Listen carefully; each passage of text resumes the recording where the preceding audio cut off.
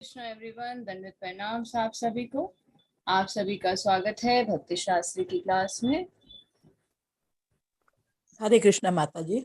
हरे कृष्ण चित्रा। हरे कृष्ण माता जी दंडवत प्रणाम। हरे कृष्ण माता जी दंडवत प्रणाम। हरे हरे कृष्ण माता जी दंडवत प्रणाम। हरे कृष्ण दंडवत प्रणाम। दंडित प्रणाम। हरे कृष्ण माता जी दंडवत प्रणाम। हरे कृष्ण गीता माता जी। हरे कृष्ण आर्तिका माता जी। हरे कृष्ण अशोक प्रभु जी। हरे कृष्ण हनी प्रभु जी।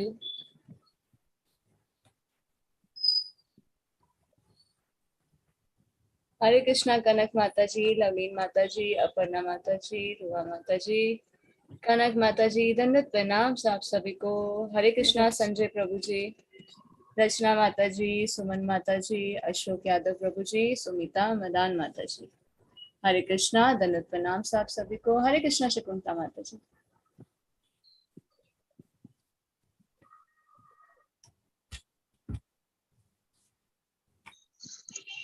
तो आज हम करेंगे भगवत गीता का अध्याय 13। ये भगवत गीता का लास्ट सेक्शन है, लास्ट यूनिट है। श्रीमद् भगवत गीता यथारूप कृष्ण कृपा मूर्ति श्री श्रीमद् एसी भक्ति वेदांत स्वामी शिल प्रभुपाद के द्वारा।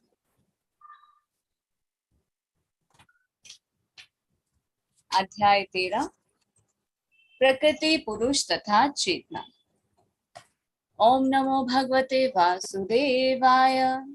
ओम नमो भगवते वासुदेवाय। ओम नमो भगवते वासुदेवाय। शिल प्रभुपाद की जय। आप सभी सुंदर भक्तों की जय। तो लास्ट जो हमने 7 श्लोका किए थे उसमें हमने जाना था अर्जुन जो प्रश्न पूछते हैं, प्रकृति क्या है, पुरुष क्या है, क्षेत्र क्षेत्रज्ञ क्या है, ज्ञान और ज्ञेय के विषय में मैं जानने का इच्छुक हूँ। तो भगवान ने अर्जुन के किन प्रश्नों का उत्तर दिया था? क्षेत्र किसे कहते हैं, क्षेत्रज्ञ किसे कहते हैं। तो हमने जाना था ये शरीर जो है उसे क्या कहते हैं, क्षेत्र कहते हैं। और शरीर को जानने वाला, क्या जानने वाला? आत्मा। इस शरीर में क्या क्या है? आत्मा, परमात्मा और ये शरीर, इन तीनों को जो जानता है वो क्या है? क्षेत्रज्ञ है। ये शरीर क्या है? बद्ध जीव के लिए कर्म क्षेत्र है। जब हम इस भौतिक जगत में आते हैं तो प्रकृति के 3 गुणों से बन जाते हैं और इन 3 गुणों पर प्रभुत्व दिखाने के लिए हमें क्या मिलता है? ये कर्म क्षेत्र मिलता है, ये शरीर प्राप्त होता है। तो ये शरीर किससे बना हुआ है? इंद्रिय तृप्ति से बना हुआ है। बद्ध जीव इंद्रिय तृप्ति करना चाहता है, तो इंद्रिय तृप्ति को भोगने के अनुसार ही उसे शरीर या कर्म क्षेत्र प्रदान किया जाता है। ये जो हमें योनियां मिलती है ये किसके अनुसार मिलती है? हमारी इंद्रिय तृप्ति की इच्छा के अनुसार, हमारे कर्म के अनुसार कि हमारे कर्म कैसे हैं, हमारी इंद्रिय तृप्ति की इच्छा कैसी।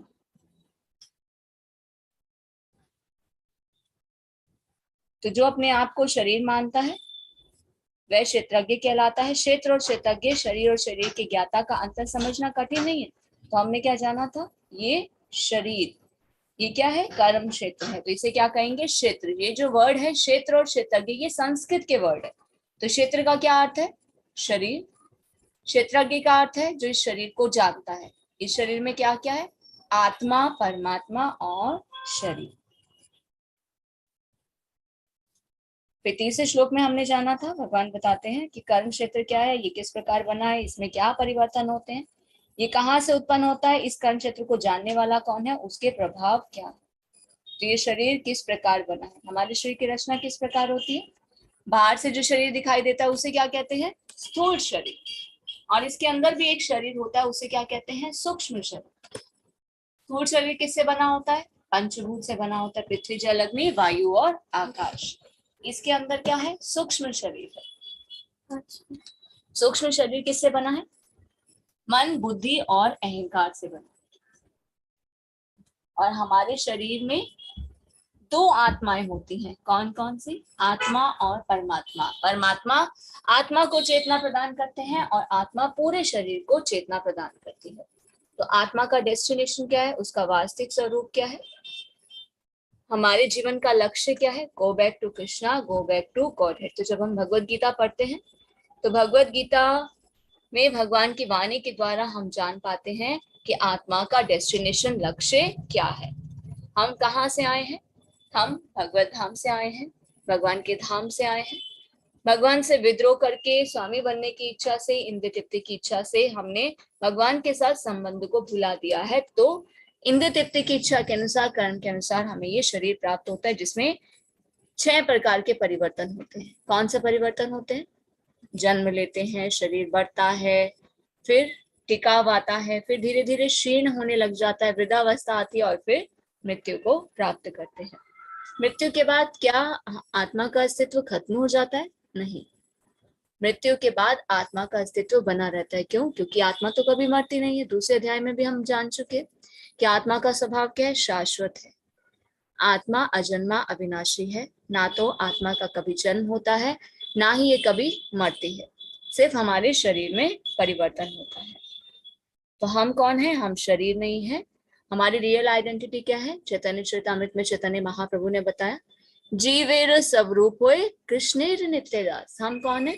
हम भगवान के दास है, पर हम भगवान के साथ संबंध को भूल चुके हैं। तो हम भगवान के साथ संबंध को कैसे जान सकते हैं? शास्त्रों के द्वारा। वैदिक ग्रंथ में विभिन्न ऋषियों ने कार्यकलापों के क्षेत्र और उनके कार्यकलापों के ज्ञाता के ज्ञान का वर्णन किया है। वेदांत सूत्र में भी इसका वर्णन हुआ है। वेदांत सूत्र के रचयिता कौन है? व्यास देव जी। तो व्यास देव जी ने श्रीमद् भागवतम की रचना की थी। उससे पहले क्या लिखा था? वेदांत सूत्र लिखा था। जब उन्होंने नाना प्रकार के वेद, उपनिषद और वेदांत सूत्र की रचना की, तब भी उनका मन खिन्न था। जब उनका मन खिन्न था, वो संतुष्ट नहीं थे सब कुछ बताने के बाद भी, तो उनके गुरु नारद मुनि उनके पास आते हैं और उनकी खिन्नता का, असंतुष्टता का कारण पूछते हैं। तो नारद मुनि क्या कहते हैं? जब आपने इतने सारे ग्रंथों की रचना की, वेद लिखे, उपनिषद लिखे, वेदांत सूत्र की रचना की, आप असंतुष्ट हैं, तो पढ़ने वाला कितना असंतुष्ट होगा? तो आप एक काम कीजिए, आपने भगवान के बारे में तो लिखा, भगवान की ग्लोरिफिकेशन, नाम रूप गुण लीलाओं के बारे में नहीं लिखा, आप उनकी रचना कीजिए। तो नारद मुनि की आज्ञा पर व्यास देव जी ने क्या किया? श्रीमद् भागवतम की रचना की। तो श्रीमद् भागवतम से पहले व्यास देव जी ने वेदांत सूत्र की रचना की थी। तो हमारे शास्त्रों में प्रकृति, जीव और भगवान के विषय में वर्णन है। इसीलिए हम देखते हैं ना, तो जब तात्पर्य आते हैं, प्रभुपाद क्या बताते हैं? कठोपनिषद में ऐसा बताया गया है, श्वेताश्वतर उपनिषद में ऐसा बताया गया है, तैत्तरीय उपनिषद में ऐसा बताया गया है, यजुर्वेद की एक शाखा में ऐसा बताया गया है, वेदांत सूत्र में इस प्रकार बताया गया है। तो ये प्रकृति, शरीर और परमात्मा के बारे में विशद वर्णन दिया हुआ है। पर श्रीमद् भगवत गीता में इसे विस्तार रूप से में बताया जाता है। जैसे कि भगवत गीता में भगवान बताते हैं इस अध्याय में प्रकृति, पुरुष और चेतना के बारे में कि क्षेत्रज्ञ की 2 कोटियां कौन सी हैं? जीवात्मा और परम पुरुष। फिर हमने जाना था कि 5 जो अवस्थाएं होती हैं वो कौन सी होती है? जिन्हें ब्रह्मपुंज कहा जाता है। तो भगवान की शक्ति का प्राकट्य किस प्रकार होता है? अन्नमय, प्राणमय, ज्ञानमय, विज्ञान में और आनंदमय रूप में। तो भगवान सबसे पहले क्या करते हैं? हम किस पर डिपेंड करते हैं? भोजन पर डिपेंड करते हैं। तो भगवान सबसे पहले क्या करते हैं? अन्न के रूप में प्रविष्ट होते हैं। तो जब हम उसे ग्रहण करते हैं तो हमारे अंदर क्या आता है? प्राण आता है। प्राण के बाद फिर धीरे धीरे क्या होता है? ज्ञान, आगे चिंतन, अनुभव, आकांक्षा तक बढ़ता है। फिर इसकी अनुभूति विज्ञान के स्तर पर होती है। फिर उसके बाद आनंद के स्तर पर होती है। तो भगवान क्या है? सर्व आनंद में है।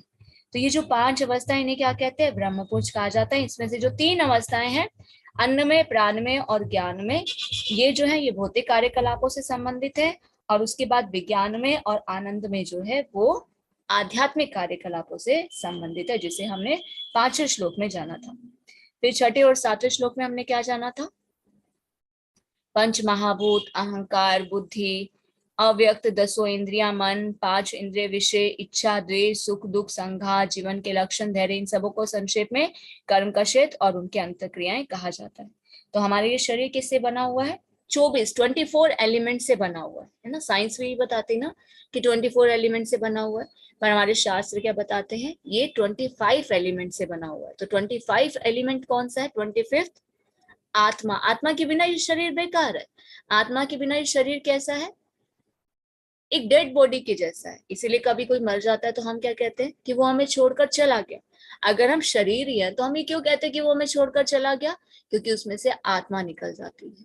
तो आत्मा जो है सबसे इंपॉर्टेंट पार्ट है, जिसकी व्याख्या भगवत गीता में भगवान 2 अध्याय में देना शुरू करते हैं। अर्जुन के जो 5 कारण थे उनका उत्तर देते हुए आत्मा का विशद वर्णन भगवान देते हैं।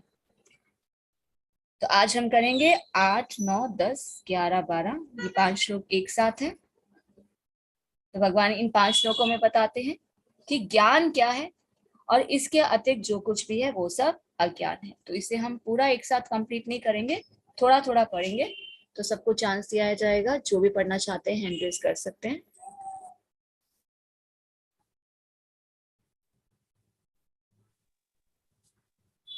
तो इसमें हम ऐसा करते हैं कि 2-2 पैराज हम लोग करते हैं। हरे कृष्ण। हरे कृष्ण अशोक प्रभु जी। हरे कृष्ण माता जी, दंडवत प्रणाम। दंडवत प्रणाम प्रभु जी। 8वें से पढ़ा शुरू माता जी। हाँ जी, 8, 9, 10, 11, 12 ये एक साथ 5 है, तो 2 पैरा पढ़िए। हाँ, मैं श्लोक 5 पढ़ देते हैं, बाकी दो पहला अलग से पढ़ते रहेंगे महाभारत में 7 पारे में। हाँ जी, आप श्लोक तो एक साथ पढ़ना पड़ेंगे, उसके बाद जब आप कहेंगे तो आप जो तात्पर्य होगा 5 उसको 2 श्लोक एक पैरा साथ पढ़ेंगे। आप पढ़ दीजिए, फिर जो आगे पढ़ेंगे वो ठीक है, ठीक है। ठीक है। हरे कृष्ण। अमानित्यमदम्भित्वम् अहिंसा शान्तिराजवम् आचार्योपासनं शौचं स्थैर्यमात्मविनिग्रह इन्द्रियार्थेषु वैराग्यम् अनहङ्कार एव च जन्म मृत्यु जरा व्याधि दुःख दोषानुदर्शनम् असक्तिरनभिसङ्गः पुत्रदारगृहादिषु नित्यं च संचित्तत्वम् इष्टानिष्टोपपत्तिषु मयि चानन्ययोगेन भक्तिरभ्यविचारिणी विविक्तदेशसेवित्वम् अरतिर्जन संसदि अध्यात्मज्ञान नित्यत्वम् तत्त्वज्ञानार्थ दर्शनम् एतत् ज्ञानमिति प्रोक्तम् अज्ञानं यदतोऽन्यथा। विनम्रता, दम्भहीनता, अहिंसा, सहिष्णुता, सरलता, प्रामाणिक गुरु के पास जाना, पवित्रता, स्थिरता, आत्म संयम, इंद्रिय चित्त के विषयों का परित्याग, अहंकार का अभाव, जन्म मृत्यु वृद्धावस्था तथा रोग के दोषों की अनुभूति, वैराग्य, संतान, स्त्री, घर तथा अन्य वस्तुओं की ममता से मुक्ति, अच्छी तथा बुरी घटनाओं के प्रति संभाव, मेरे प्रति निरंतर अनन्य भक्ति, एकांत स्थान में रहने की इच्छा, जन समूह से बिलगाव, आत्म साक्षात्कार की महत्ता को स्वीकारना तथा परम सत्य की दार्शनिक खोज, इन सबको मैं ज्ञान घोषित करता हूँ और इनके अतिरिक्त जो भी है वो सब अज्ञान है। शीला प्रभुपाद जी की जय। शीला प्रभुपाद जी के द्वारा तात्पर्य। कभी कभी अल्पज्ञ लोग ज्ञान की इस प्रक्रिया को कार्य क्षेत्र की अंतः क्रिया के रूप में कोई मानने में भूल करते हैं, लेकिन वास्तव में यही असली ज्ञान की प्रक्रिया है। यदि कोई इस प्रक्रिया को स्वीकार कर लेता है तो परम सत्य तक पहुंचने की संभावना हो जाती है। ये इसके पूर्व बताए गए 24 तत्वों का विकार नहीं है, ये वास्तव में इन तत्वों के पास से बाहर निकलने का साधन है। देहधारी आत्मा 24 तत्वों से बने आवरण रूप शरीर में बंद रहता है और यहाँ पर ज्ञान की जिस प्रक्रिया का वर्णन है वो इससे बाहर निकलने का साधन है। ज्ञान की प्रक्रिया के संपूर्ण वर्णन में से 11वें श्लोक की प्रथम पंक्ति सर्वाधिक महत्वपूर्ण है। मयि चान्य योगेन भक्तिरभ्य विचारणी। ज्ञान की प्रक्रिया का अवसान भगवान की अनन्य भक्ति में होता है। अतएव यदि कोई भगवान की दिव्य सेवा को नहीं प्राप्त कर पाता या प्राप्त करने में असमर्थ है तो शेष 19 बातें व्यर्थ है। लेकिन यदि कोई पूर्ण कृष्ण भावना से भक्ति ग्रहण करता है तो अन्य 19 बातें उसके अंदर स्वमेव विकसित हो जाती है। जैसा कि श्रीमद् भागवत में कहा गया है, यस्यास्ति भक्ति भगवत किंचना सर्वैर गुणैस्तत्र समासते सुराः। जिसने भक्ति की अवस्था प्राप्त कर ली है उसमें ज्ञान के सारे गुण विकसित हो जाते हैं, जैसा कि 8वें श्लोक में उल्लेख हुआ है। गुरु ग्रहण करने का सिद्धांत अनिवार्य है, यहाँ तक कि जो भक्ति स्वीकार करते हैं उनके लिए भी यह अत्यंत आवश्यक है। आध्यात्मिक जीवन का शुभारंभ तभी होता है जब प्रामाणिक गुरु ग्रहण किया जाए। भगवान श्री कृष्ण यहाँ पर स्पष्ट कहते हैं कि ज्ञान की यह प्रक्रिया ही वास्तविक मार्ग है, इससे परे जो भी विचार किया जाता है व्यर्थ होता है। आगे आगे कंटिन्यू करो माता जी, एक और पढ़ लूं, एक पैराग्राफ और पढ़ लूं माता जी। यहाँ पर ज्ञान की जो रूपरेखा प्रस्तुत की गई है उसका निम्नलिखित प्रकार से विश्लेषण किया जा सकता है। विनम्रता, अमानित्व का अर्थ है कि मनुष्य को अन्य द्वारा सम्मान पाने के लिए इच्छुक नहीं रहना चाहिए। हम देहात्म बुद्धि के कारण अन्यों से सम्मान पाने के भूखे रहते हैं। लेकिन पूर्ण ज्ञान से युक्त व्यक्ति के दृश्य में जो ये जानता है कि वो शरीर नहीं है, इस शरीर से संबंध कोई भी वस्तु, सम्मान या अपमान व्यर्थ होता है। इस भौतिक छल के पीछे पीछे दौड़ने से कोई लाभ नहीं है। लोग अपने धर्म में प्रसिद्धि चाहते हैं, अतएव ये देखा गया है कि कोई व्यक्ति धर्म के सिद्धांतों को जाने बिना ही ऐसे समुदाय में सम्मिलित हो जाता है जो वास्तव में धार्मिक सिद्धांतों का पालन नहीं करता, और इस तरह वो धार्मिक गुरु के रूप में अपना प्रचार करना चाहता है। जहाँ तक आध्यात्मिक ज्ञान में वास्तविक प्रगति की बात है, मनुष्य को चाहिए कि वो अपनी परीक्षा करे कि वो कहाँ तक उन्नति कर रहा है। और अब वो इन बातों के द्वारा अपनी परीक्षा कर सकता है। हरे कृष्ण माता जी, दंडवत प्रणाम। एक और पैराग्राफ पढ़ लीजिए प्रभु जी। हरे कृष्ण। अच्छा माता जी, धन्यवाद। अहिंसा का सामान्य अर्थ वध न करना या शरीर को नष्ट न करना लिया जाता है, लेकिन अहिंसा का वास्तविक अर्थ है अन्यों को विपत्ति में न डालना। देहात्म बुद्धि के कारण सामान्य लोग अज्ञान द्वारा ग्रस्त रहते हैं और निरंतर भौतिक कष्ट भोगते रहते हैं। अतएव जब तक कोई लोगों को आध्यात्मिक ज्ञान की ओर ऊपर नहीं उठाता, तब तक वो हिंसा का अभ्यास करता रहता है। व्यक्ति को लोगों में वास्तविक ज्ञान वितरित करने का भरसक प्रयास करना चाहिए, जिससे वे प्रबुद्ध हों और इस भवबंधन से छूट सकें। यही अहिंसा है। सहिष्णुता, शांति का अर्थ है मनुष्य अन्यों द्वारा किए गए अपमान तथा तिरस्कार को सहे। जो आध्यात्मिक ज्ञान की उन्नति करने में लगा रहता है, उसे अन्यों के तिरस्कार तथा अपमान सहने पड़ते हैं। ऐसा इसलिए होता है क्योंकि ये भौतिक स्वभाव है। यहाँ तक कि बालक प्रहलाद को भी, जो 5 वर्ष के थे और जो आध्यात्मिक ज्ञान के अनुसरण में लगे थे, संकट का सामना करना पड़ा था। जब उनका पिता उनकी भक्त का विरोधी बन गया, उनके पिता ने उन्हें मारने के अनेक प्रयत्न किए, किंतु प्रहलाद ने सहन कर लिया। अतएव आध्यात्मिक ज्ञान की उन्नति करते हुए अनेक अवरोध आ सकते हैं, लेकिन हमें सहिष्णु बनकर संकल्प पूर्वक प्रगति करते रहना चाहिए। हरे कृष्ण माता जी, कंटिन्यू करूं? पढ़ूं माता जी आगे? नहीं नहीं, हरे कृष्ण प्रभु जी। हरे कृष्ण माता जी, दंडवत प्रणाम। दंडवत प्रणाम।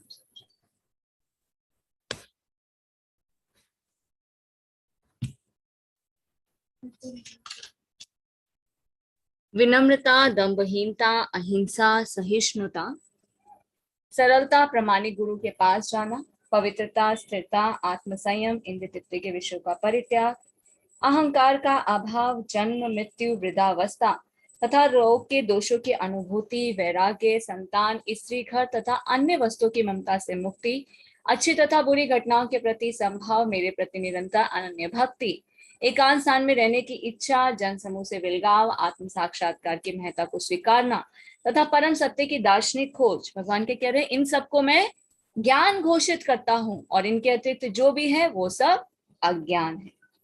तो कभी कभी क्या होता है, अल्पज्ञ लोग क्या करते हैं, ज्ञान की इस प्रक्रिया को कार्य क्षेत्र की अंत क्रिया के रूप में मानने की भूल करते हैं, लेकिन वास्तव में यही असली ज्ञान की प्रक्रिया है। यदि कोई इस प्रक्रिया को स्वीकार कर लेता है तो वो परम सत्य को तक पहुंचने की उसकी संभावना बढ़ जाती है। तो इससे पहले हमने क्या जाना था, 24 तत्व। हमारा शरीर किससे बना है? 24 तत्वों से। एक्चुअल में 24 नहीं है, 25 तत्व हैं। तो ये जो शरीर, जो आत्मा है, ये 24 तत्वों से बने हुए आवरण रूपी शरीर में बंद रहता है। तो आत्मा किस में बंद है?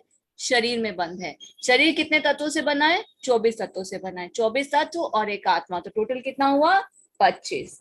तो ज्ञान की प्रक्रिया का वर्णन जो है, ये 11वें श्लोक की प्रथम पंक्ति सर्वाधिक महत्वपूर्ण है। मयि चान्य योगेन भक्ति व्याभिचारिणी, की ज्ञान की प्रक्रिया का अवसान भगवान की अनन्य भक्ति में होता है। ज्ञान कब बढ़ता है? जब हम भगवान की भक्ति करते हैं। देखिए, जो आध्यात्मिक ज्ञान है ना, ये हम बाहर से प्राप्त नहीं कर सकते। भौतिक ज्ञान हम बाहर से जरूर प्राप्त कर सकते हैं, पर आध्यात्मिक ज्ञान कहाँ से प्राप्त होता है? हमें अंदर से, हृदय से प्राप्त होता है। इसलिए भगवत गीता में भगवान क्या कहते हैं? दिव्य ज्ञान हृदय प्रकाशित। ये दिव्य ज्ञान हृदय से प्रकाशित होता है। कोई अगर अपनी सामर्थ्य से, बिना भगवान के शरण ग्रहण किए, बिना भक्ति के अगर शास्त्रों को पढ़ना चाहे ना, वो नहीं समझ सकता शास्त्रों को, क्योंकि आध्यात्मिक ज्ञान ऐसे ही प्राप्त नहीं होता। जब तक भगवान की कृपा नहीं होगी, शास्त्रों को कोई नहीं जान पाएगा। तो क्या ज्ञान की प्रक्रिया है? ज्ञान को हम कैसे समझ सकते हैं? जब हम अनन्य भक्ति करें, भगवान के शरणागत होंगे। जब भगवान हमारी डेडिकेशन को देखेंगे तो भगवान क्या करेंगे? दिव्य ज्ञान हृदय प्रकाशित, हमारे हृदय में दिव्य ज्ञान का प्रकाश करेंगे। तभी हम भगवान को जान पाएंगे और इस आध्यात्मिक ज्ञान को हम जान पाएंगे। अतः यदि कोई भगवान की सेवा नहीं कर पाता, प्राप्त करने में असमर्थ है, तो बाकी सारी बातें क्या है, उसके लिए व्यर्थ है। लेकिन अगर कोई भक्ति करता है तो वो अंदर से ही स्वतः ये ज्ञान जो है वो विकसित हो जाएगा। तो भक्ति की अवस्था जिसने प्राप्त कर ली है उसमें ज्ञान के सारे गुण विकसित हो जाते हैं। तो 8वें श्लोक में उल्लेख हुआ है कि गुरु ग्रहण करने का सिद्धांत अनिवार्य है। यहाँ तक कि जो भक्ति करते हैं उनके लिए तो ये अत्यावश्यक है। तो आध्यात्मिक जीवन का आरंभ कब होता है? जब प्रामाणिक गुरु को ग्रहण किया जाए। क्यों कहा जाता है कि दीक्षा लेनी चाहिए, गुरु के पदाश्रय में होना चाहिए? क्योंकि एक्चुअल में जो ज्ञान है ना वहीं से प्राप्त होता है। पर्सनली प्रैक्टिकली अगर मैं बताऊं, अपना एक्सपीरियंस में बताऊं, जैसे और डिवोटी से बताते हैं कि हमने खुद भी ये फील किया। हम पहले भी शास्त्र पढ़ते थे, पर जब हमारी दीक्षा हुई उसके बाद से सब चीजें अलग तरह से हो गई। अलग तरह से कैसे? शास्त्रों को हम समझ पा रहे हैं, पहले खाली पढ़ रहे थे पर अब समझ में आ रहे हैं। पहले हम कैसे थे? एक गूंगे के जैसे। मैं तो इतनी शाय थी, लोगों से बात करने में भी झिझकियाती थी, और अभी देखिए कितना बोलती हूँ। अब तो कंट्रोल करना मुश्किल है। कोई कहता होगा अरे कितना बोलते, बस बंद ही नहीं करते क्लास को। ये कहते ना, भागवतम में श्लोक आता ना कि गूंगा भी बोलने लगता है। जब गुरु की कृपा होती है ना तो गूंगा भी बोलने लगता है। तो ये स्थिति आ जाती है। ये प्रैक्टिकली हमने भी फील किया, सभी भक्त फील करते हैं कि जब कोई गुरु के पदाश्रय को ग्रहण करता है तो गुरु की कृपा से ये ज्ञान क्या है, स्वतः ही प्रकाशित हो जाता है। तो आज जो मैं बोल पा रही हूँ इसमें मेरा कोई सामर्थ्य नहीं, मेरे गुरु महाराज की कृपा है, वो कृपा प्रदान कर रहे हैं। तो आज हम प्रचार में सेवा कर पा रहे हैं, आज इस ज्ञान को हम दूसरों को बांट पा रहे हैं, इस ज्ञान को हम खुद भी ले पा रहे हैं। तो ये सिर्फ गुरु की कृपा द्वारा ही पॉसिबल है। तो गुरु जो है वो सबसे इंपॉर्टेंट है। गुरु कौन है? Is not different from Krishna. भगवान स्वयं गुरु के रूप में आते हैं। भगवान हमारे हृदय में बैठे हैं चैत्य गुरु के रूप में। जब हम भक्ति करते हैं तो भगवान क्या करते हैं? भगवान तो हमारे हृदय में बैठे हुए सब कुछ देख रहे हैं। जब हम भक्ति करते हैं तो वो क्या करते हैं? जागृत अवस्था में आ जाते हैं और हमारा डायरेक्ट निर्देशन करते हैं। तो स्वयं गुरु के रूप में हमारे सामने आते हैं। पर हम क्या गलती करते हैं? गुरु को साधारण मनुष्य समझते हैं। दीक्षा लेना, गुरु अपनाना आजकल एक फैशन हो गया। नहीं, गुरु एक वाया मीडिया है हमें कृष्ण तक पहुंचाने के लिए। कहते हैं ना, कृष्ण के बिना गुरु नहीं मिलते, गुरु के बिना कृष्ण नहीं मिलते। तो कृष्ण की कृपा से ही हमें गुरु की प्राप्ति होती है। जब हम भक्ति करते हैं, भगवान हमारे हृदय में बैठे हैं चैत्य गुरु के रूप में, तो वो हम पर कृपा करते हैं, तो हमें गुरु मिलते हैं जिनसे हम पदाश्रय ग्रहण करते हैं, जिनसे हम दीक्षा प्राप्त करते हैं, और वही गुरु हमें कृष्ण तक लेकर जाते हैं। तो कृष्ण की कृपा से गुरु मिलते हैं, गुरु की कृपा से कृष्ण मिलते हैं। तो आध्यात्मिक जीवन का आरंभ कब होता है? जब हम प्रामाणिक गुरु को ग्रहण करते हैं। इसीलिए दीक्षा के समय क्या होता है? नाम बदल जाता है। मेरा पहले का नाम क्या था? शिप्रा चावला, और दीक्षा के बाद नाम क्या बदल गया? श्यामा वल्लभा देवी दासी, जिसका अर्थ क्या होता है? जो भगवान की प्रिय है, श्रीमती राधा रानी उनकी दासी। तो ये क्या मिल जाता है? स्पिरिचुअल नेम हमें मिल जाता है। क्योंकि दीक्षा के समय क्या होता है? नया शरीर प्राप्त होता है। देखिए, एक शरीर तो हमें माता के गर्भ से प्राप्त हुआ, और जो दीक्षा हमारी होती है गुरु से, जब हम दीक्षा प्राप्त करते हैं तो ये आध्यात्मिक शरीर हमें प्राप्त होता है। ये हमारी वो जर्नी है कि जिसमें गुरु कार्यभार लेते हैं हमें कृष्ण तक पहुंचाने में। अगर इस लाइफ में हम अपनी डेडिकेशन से भगवान को नहीं प्राप्त कर पाते तो गुरु बार बार हमारे लिए आते हैं, चाहे हम किसी भी योनि में हो। ये गुरु जो हम दीक्षा के द्वारा प्राप्त करते हैं, जो गुरु शिष्य परंपरा प्रणाली द्वारा प्रमाणिक होते हैं, यही गुरु बार बार हमें नाना प्रकार की योनियों में आते हैं, हमें वहां से निकालते हैं, और जब तक हमें कृष्ण तक नहीं पहुंचा देते तब तक उनका कार्यभार खत्म नहीं होता। तो देखिए, गुरु कितनी बड़ी रिस्पॉन्सिबिलिटी लेते हैं हमारे लिए, वो कितना कष्ट सहन करते हैं, बार बार उनको आना पड़ता है। क्योंकि जब दीक्षा होती है तो वो पूरा कार्यभार अपने ऊपर लेते हैं। तो आध्यात्मिक जीवन का शुभारंभ कब होता है? जब प्रामाणिक गुरु ग्रहण किया जाता है। इसीलिए इस्कॉन में गुरु अपनाने की परंपरा, ये कोई नई परंपरा नहीं है कि ऐसा है कि इस्कॉन ने शुरू की, नहीं, हमारे शास्त्रों में इसका वर्णन है। आप शास्त्रों में देखिए ना, स्वयं भगवान श्री राम ने गुरु को अपनाया, विश्वामित्र गुरु को। जब भगवान श्री कृष्ण धरा जगत में थे तो उन्होंने गुरु को अपनाया, सांदीपनी मुनि, है ना, सांदीपनी मुनि के आश्रम में वो जाते हैं। मध्य प्रदेश उज्जैन में वो शिक्षा प्राप्त करते हैं, 64 दिनों में 64 कलाएं वो प्राप्त करते हैं।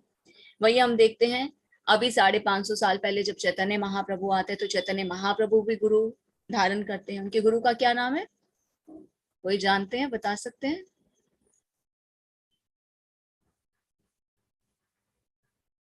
चैतन्य महाप्रभु के गुरु कौन है? हरे कृष्णा अशोक प्रभु जी।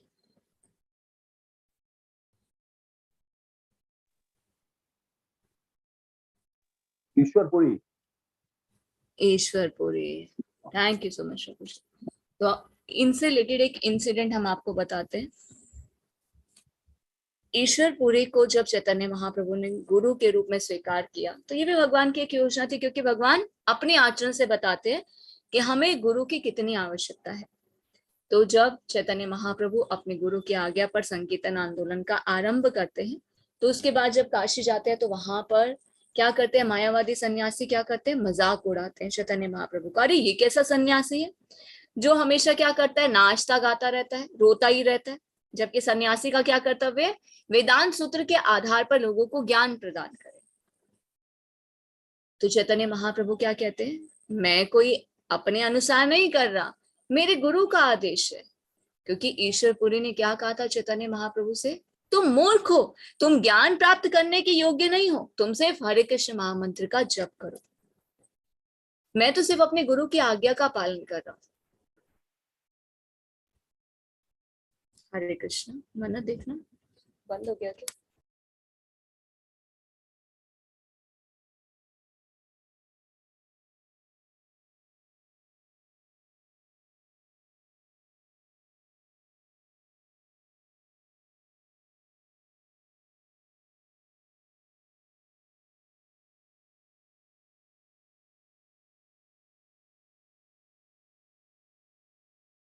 माता जी आवाज नहीं आ रही है।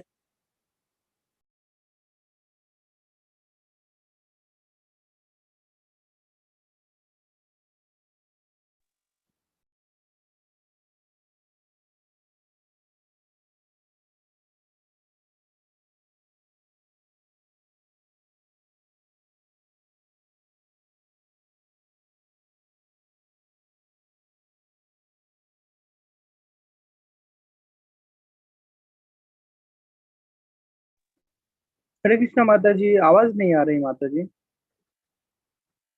माता जी अभी नहीं है यहाँ अंदर, शायद अभी बोल भी नहीं रहे वो।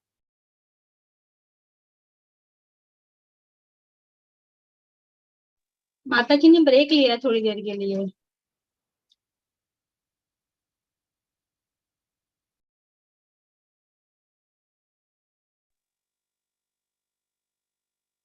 शायद माता जी का नेट फेल हो गया है।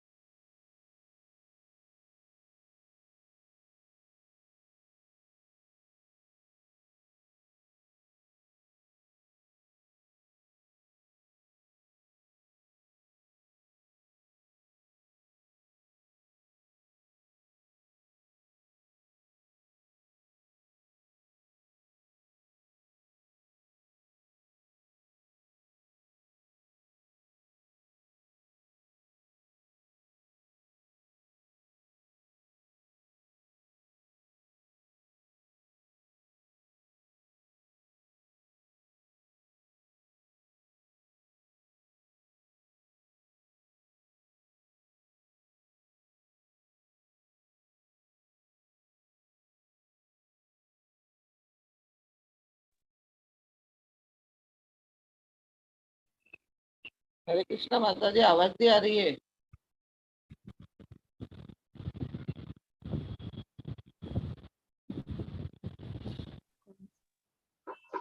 Hare Krishna, really sorry, disconnect हो गया था। हनी प्रभु जी को होस्ट बना दीजिए, होस्ट बना दीजिए।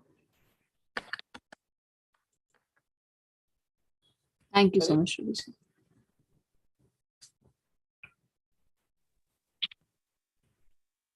तो हम जान रहे थे चैतन्य महाप्रभु के बारे में कि चैतन्य महाप्रभु बताते हैं कि मेरे गुरु ने कहा है कि तुम ज्ञान प्राप्त करने के योग्य नहीं हो, तुम वेदांत सूत्र को नहीं समझ सकते, तुम सिर्फ हरे कृष्ण महामंत्र का जप करो। तो मैं उन्हीं की आज्ञा पर क्या कर रहा हूँ, हरे कृष्ण महामंत्र का जप कर रहा हूँ। देखिए हम भी सब कौन है, मूर्ख है, हम भी वेदांत सूत्र को नहीं जान सकते, हम भी वेद उपनिषदों को नहीं पढ़ के समझ सकते। तो हमें क्या करना चाहिए, चैतन्य महाप्रभु की इंस्ट्रक्शंस को हमें फॉलो करना चाहिए। जब चैतन्य महाप्रभु इस जरा जगत में थे तो उन्होंने हमें कोई शास्त्र नहीं दिए, उन्होंने किसी ग्रंथ की रचना नहीं की, उन्होंने सिर्फ हमें 8 श्लोक प्रदान किए जिसे शिक्षा अष्टकम कहा जाता है। तो उन्हें हमें अपने जीवन में उतारना चाहिए। तो उन्हीं से संबंधित हम देखेंगे यहाँ पर जो हम पॉइंट्स डिस्कस करेंगे उसमें से बहुत सारे पॉइंट्स इसमें, जैसा कि पहला पॉइंट है विनम्रता। ज्ञान की जो रूपरेखा प्रस्तुत की गई है उसका विश्लेषण किस प्रकार किया जाता है। पहला पॉइंट क्या है, विनम्रता। हमें कैसा होना चाहिए, विनम्र स्वभाव का होना चाहिए कि मनुष्य को अन्य द्वारा सम्मान पाने का इच्छुक नहीं रहना चाहिए। पर हमें तो क्या चाहिए, हम जहाँ जाते हैं किसी ने हमें देखकर नमस्कार नहीं किया, हमें अच्छे से पूछा नहीं, तो हम क्या होते हैं, हर्ट हो जाते हैं। तो हम अभी भी सम्मान पाने की इच्छा में रहते हैं। तो जो सम्मान पाने की भूख में रहते हैं वो पूर्ण ज्ञान से युक्त व्यक्ति नहीं है, क्योंकि हम अभी भी शरीर से अटैच हैं। तो ये सम्मान अपमान ये क्या है, ये शरीर से संबंधित चीजें हैं। तो हमें इसके पीछे नहीं भागना चाहिए, हमें बिना मान सम्मान की चिंता के भक्ति जीवन में लगे रहना चाहिए। तो हमें अपने आप को चेक करना चाहिए, क्या अभी भी हमें उस चीज की इच्छा है कि लोग हमारा सम्मान करें, हमें अपमानित ना करें। अगर हम उसी स्टेज पर अभी हैं तो इसका मतलब हम आध्यात्मिक जीवन में अच्छे से उन्नति नहीं कर पा रहे। तो हमें ये जानना होगा कि हम शरीर नहीं है, हम आत्मा है। ये सारी चीजें मान सम्मान सुख दुख ये शरीर से संबंधित होती है। तो हमें ये सबसे पहली चीज जाननी होगी कि हम शरीर नहीं है, हम आत्मा है। आत्मा का स्वभाव क्या है, आध्यात्मिकता। हमें सिर्फ अपने कर्म करने हैं और भक्ति करनी है। बाकी जीवन में जो भी हो रहा है, अच्छा हो रहा है बुरा हो रहा है, कोई हमें मान दे ना दे, अपमान करे हमें सम्मान ना दे, हमें उसकी चिंता नहीं करनी चाहिए। दूसरा आता है अहिंसा। अहिंसा का अर्थ हम क्या समझते हैं, किसी की वध नहीं करना चाहिए, किसी के शरीर को नष्ट नहीं करना चाहिए। पर एक्चुअल में अहिंसा का अर्थ क्या है, अहिंसा का अर्थ होता है अन्यों को विपत्ति में ना डालना। देहात्म बुद्धि के कारण लोग कौन है, अज्ञान द्वारा ग्रस्त है। लोगों को पता ही नहीं जीवन का उद्देश्य क्या है, वो क्या कर रहे हैं, कष्ट उठा रहे हैं। तो जब तक कोई लोगों को आध्यात्मिक ज्ञान के ऊपर नहीं उठाता तब तक वह हिंसा ही करता रहता है। अगर हम आध्यात्मिक ज्ञान में ऊपर नहीं उठ रहे हैं, सिर्फ मटेरियल सुख की भोगने में लगे हुए हैं, इस ज्ञान को प्राप्त नहीं कर रहे तो हम हिंसा ही कर रहे हैं। इसलिए चैतन्य महाप्रभु की का आदेश क्या है, भारत भूमि जन्म होइले। हमें हमारा जो जन्म है वो भारत भूमि में हुआ है। तो हमें क्या करना है, सबसे पहले अपना उद्धार करना है। कैसे, शास्त्र पढ़ के चैतन्य महाप्रभु की शिक्षाओं को जीवन में उतार के, और फिर क्या करना है, प्रचार करना है, दूसरों को भी बताना है, ताकि सभी वह बंधन से छूट सके। यही अहिंसा है। तो हमें क्या करना है, व्यक्ति को लोगों में वास्तविक ज्ञान को वितरित करने का भरसक प्रयास करना है। और ज्ञान हम कैसे वितरित करेंगे, जब हमें खुद ज्ञान होगा तो ही तो हम वितरित कर सकते हैं। आज आप सभी भक्ति शास्त्री का कोर्स कर रहे हैं, इस कोर्स का उद्देश्य क्या है, क्यों ये सिस्टम बनाया गया है।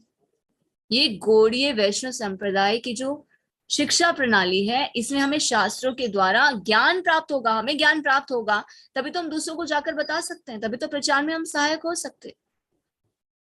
जब हमारी जेब में 10 रुपए होंगे तो हम किसी को 1 लाख रुपए कैसे दे सकते हैं। हमारी जेब में अनकाउंटेड अमाउंट होगा तो जिसको जितनी आवश्यकता होगी हम उसे दे सकते हैं ना। उसी प्रकार ये ज्ञान भी है, जितना ज्यादा हम ये शास्त्रों का ज्ञान प्राप्त करते हैं तो हमारे पास क्या होगा, अनलिमिटेड ये धन इकट्ठा हो जाएगा। तो जब जिसको जिस स्टेप पर जितनी जरूरत है हम उसकी सहायता कर पाएंगे प्रचार में।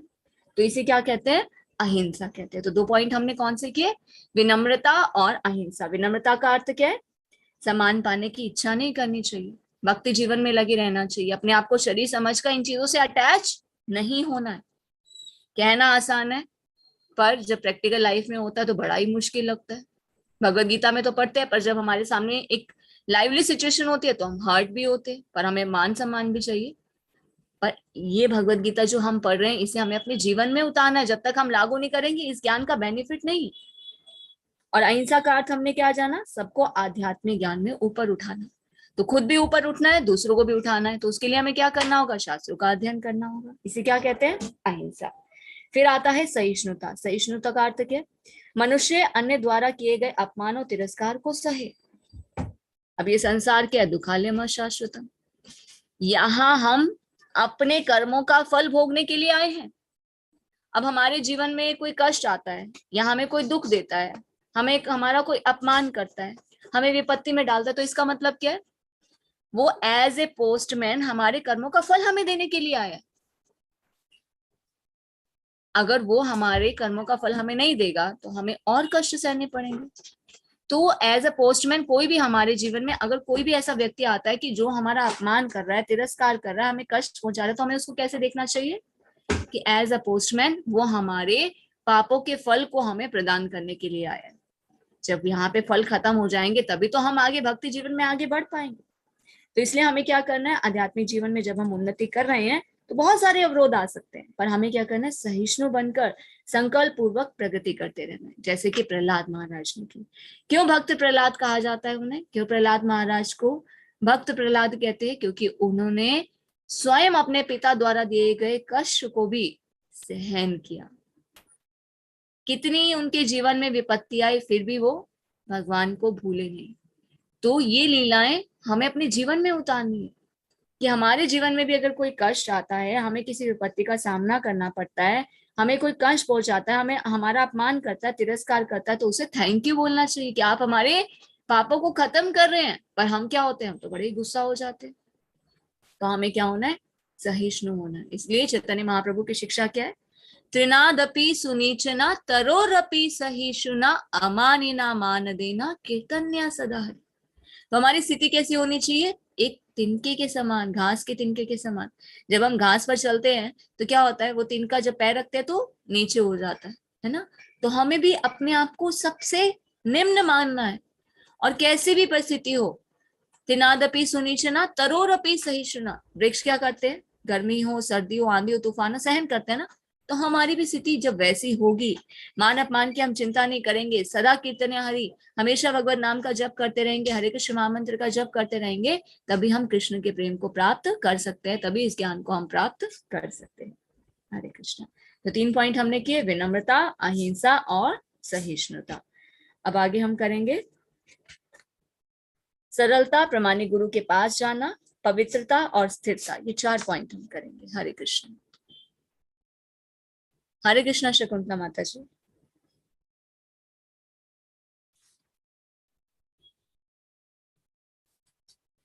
हरे कृष्णा माता जी, दंडवत प्रणाम। दंडवत प्रणाम माता जी। सरलता। श्रील प्रभुपाद जी की जय। तात्पर्य श्रील प्रभुपाद जी के द्वारा। सरलता आर्जवम का अर्थ है कि बिना किसी कूटनीति के मनुष्य इतना सरल हो कि अपने शत्रु तक से वास्तविक सत्य का उद्घाटन कर सके। जहाँ तक गुरु बनाने का प्रश्न है, आचार्योपासनम, आध्यात्मिक ज्ञान में प्रगति करने के लिए यह अत्यंत अत्यावश्यक है, क्योंकि बिना प्रामाणिक गुरु के यह संभव नहीं है। मनुष्य को चाहिए कि विनम्रता पूर्वक गुरु के पास जाए और उसे अपनी समस्त सेवाएं अर्पित करे, जिससे वह शिष्य को अपना आशीर्वाद दे सके। चूंकि प्रामाणिक गुरु श्री कृष्ण का प्रतिनिधि होता है, अतएव यदि वह शिष्य को आशीर्वाद देता है तो शिष्य तुरंत ही प्रगति करने लगता है, भले ही वह विधि विधानों का पालन न करता हो, अथवा जो बिना किसी स्वार्थ के अपने गुरु की सेवा करता है, उसके लिए सारे यम नियम सरल बन जाते हैं। आध्यात्मिक जीवन में प्रगति करने के लिए पवित्रता यानी शौचम अनिवार्य है। पवित्रता 2 प्रकार की होती है, आंतरिक तथा बाह्य। बाह्य पवित्रता का अर्थ है स्नान करना, लेकिन आंतरिक पवित्रता के लिए निरंतर श्री कृष्ण का चिंतन, तथा हरे कृष्ण मंत्र का कीर्तन करना होता है। इस विधि से मन में से पूर्व कर्म की संचित धूल हट जाती है। दृढ़ता, स्थैर्यम का अर्थ है कि आध्यात्मिक जीवन में उन्नति करने के लिए मनुष्य दृढ़ संकल्प हो। ऐसे संकल्प के बिना मनुष्य ठोस प्रगति नहीं कर सकता। आत्म संयम यानी आत्म विनिग्रह का अर्थ है कि आध्यात्मिक उन्नति के पथ पर जो भी बाधक हो उसे स्वीकार करना।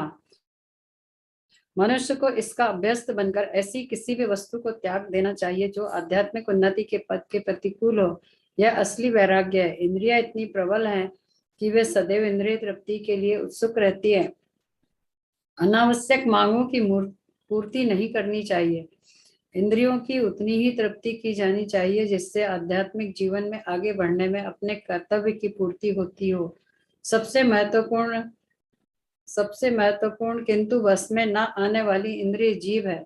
यदि जीभ पर संयम कर लिया गया तो समझो अन्य सारी इंद्रियां वशीभूत हो गई। जीभ का कार्य है स्वाद ग्रहण करना तथा उच्चारण करना। अतएव नियमित रूप से जीभ को कृष्णार्पित भोग के उच्छिष्ट का स्वाद लेने में तथा हरे कृष्ण का कीर्तन करने में प्रयुक्त करना चाहिए। जहाँ तक नेत्रों का संबंध है, उन्हें श्री कृष्ण के सुंदर रूप के अतिरिक्त अन्य कुछ नहीं देखने देना चाहिए। इससे नेत्र वश में होंगे। इसी प्रकार कानों को श्री कृष्ण के विषय में श्रवण करने में लगाना चाहिए और नाक को कृष्णार्पित फूलों को सूंघने में लगाना चाहिए। यह भक्ति की विधि है और यहाँ यह समझना होगा कि भगवत गीता केवल भक्ति के विज्ञान का प्रतिपादन करती है।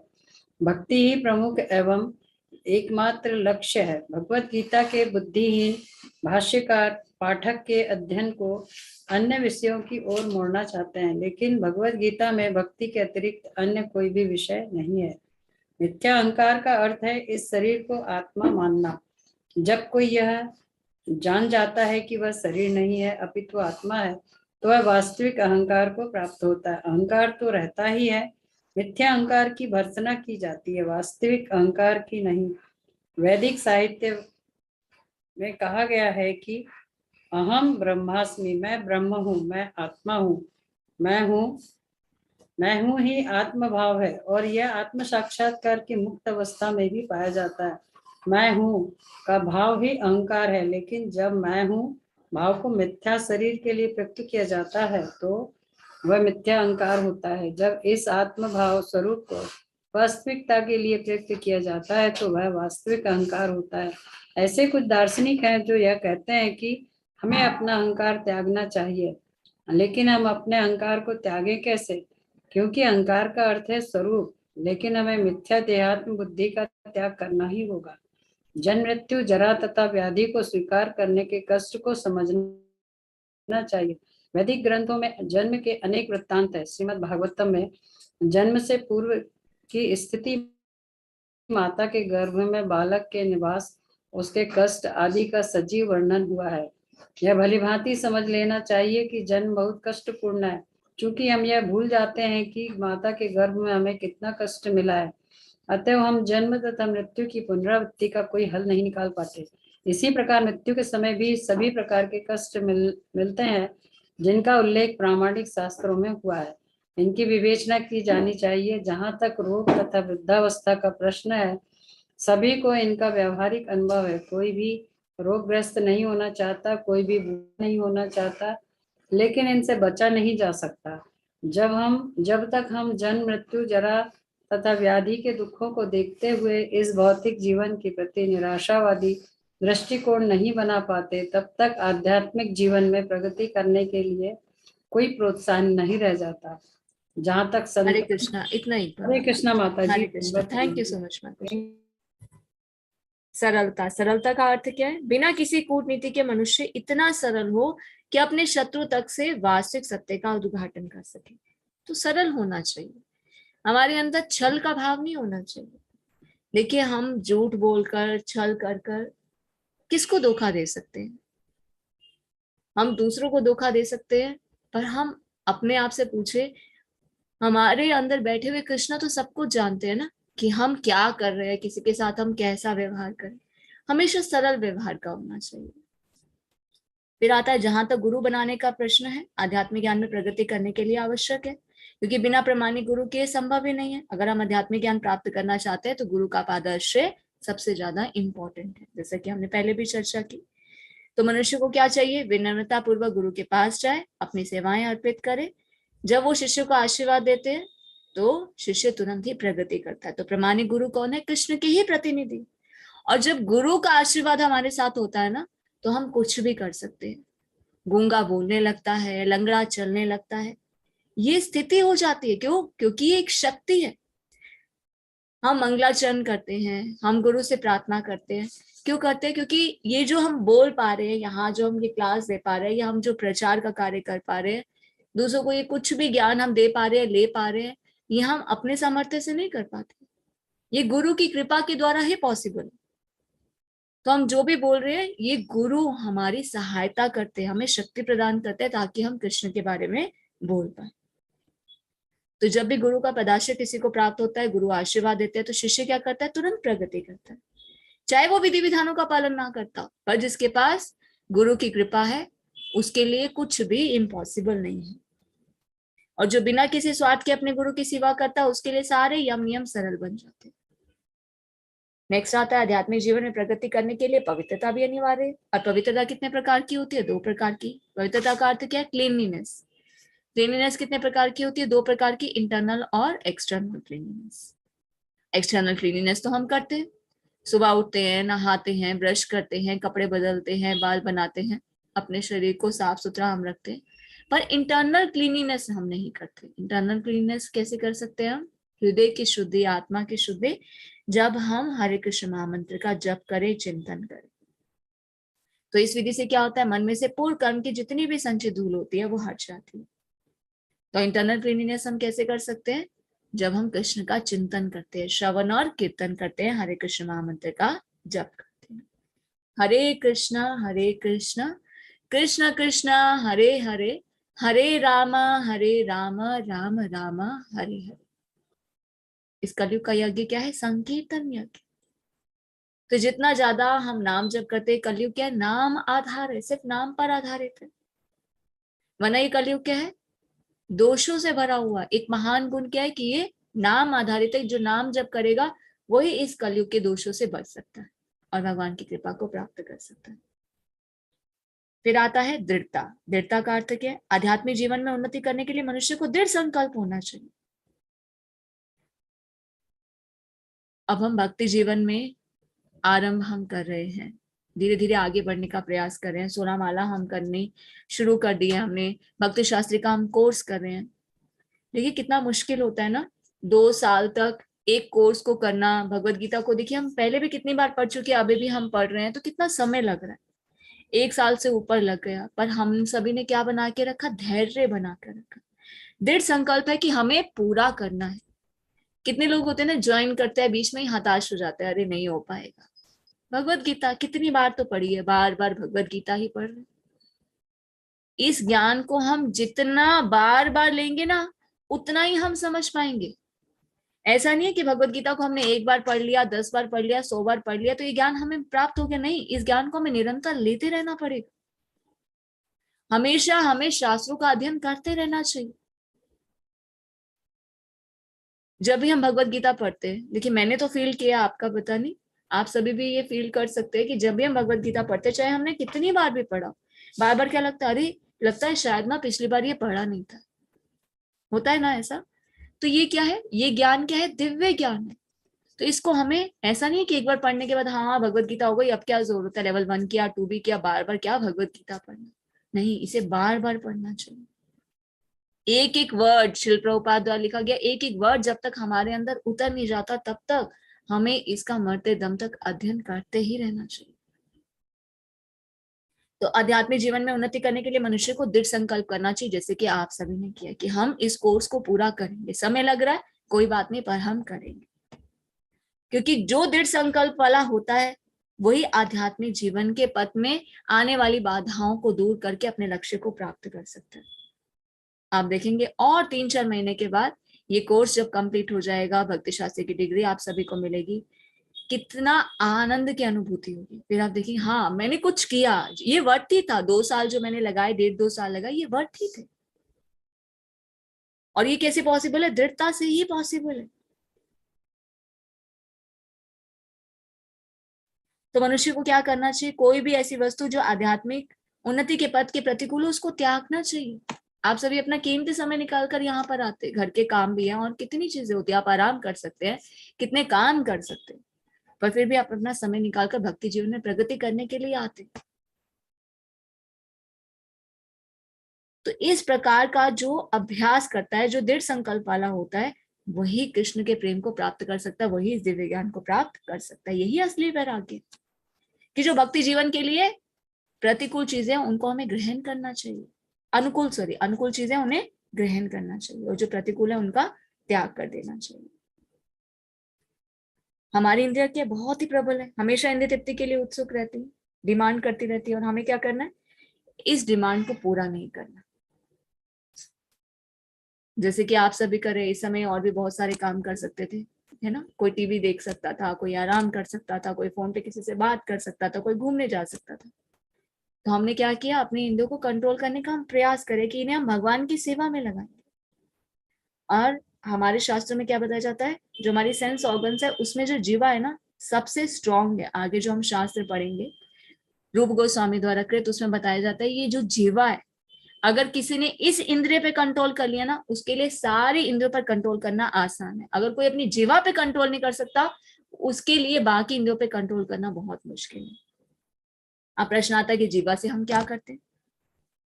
जीवा से हम स्वाद का आस्वादन करते हैं, है ना? या फिर वाणी, इससे हम क्या करते हैं? कुछ भी बोलते हैं, उच्चारण करते हैं। तो हमें क्या करना है? स्वाद लेना है तो हमें कौन सा लेना है?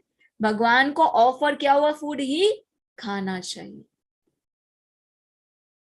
ये सभी आचार्य बताते हैं, अगर आप भक्ति जीवन में जल्दी प्रगति करना चाहते हैं तो सिर्फ कृष्ण को ऑफर किया हुआ ही फ्रूट खाएं, फूल खाएं, भोजन करें।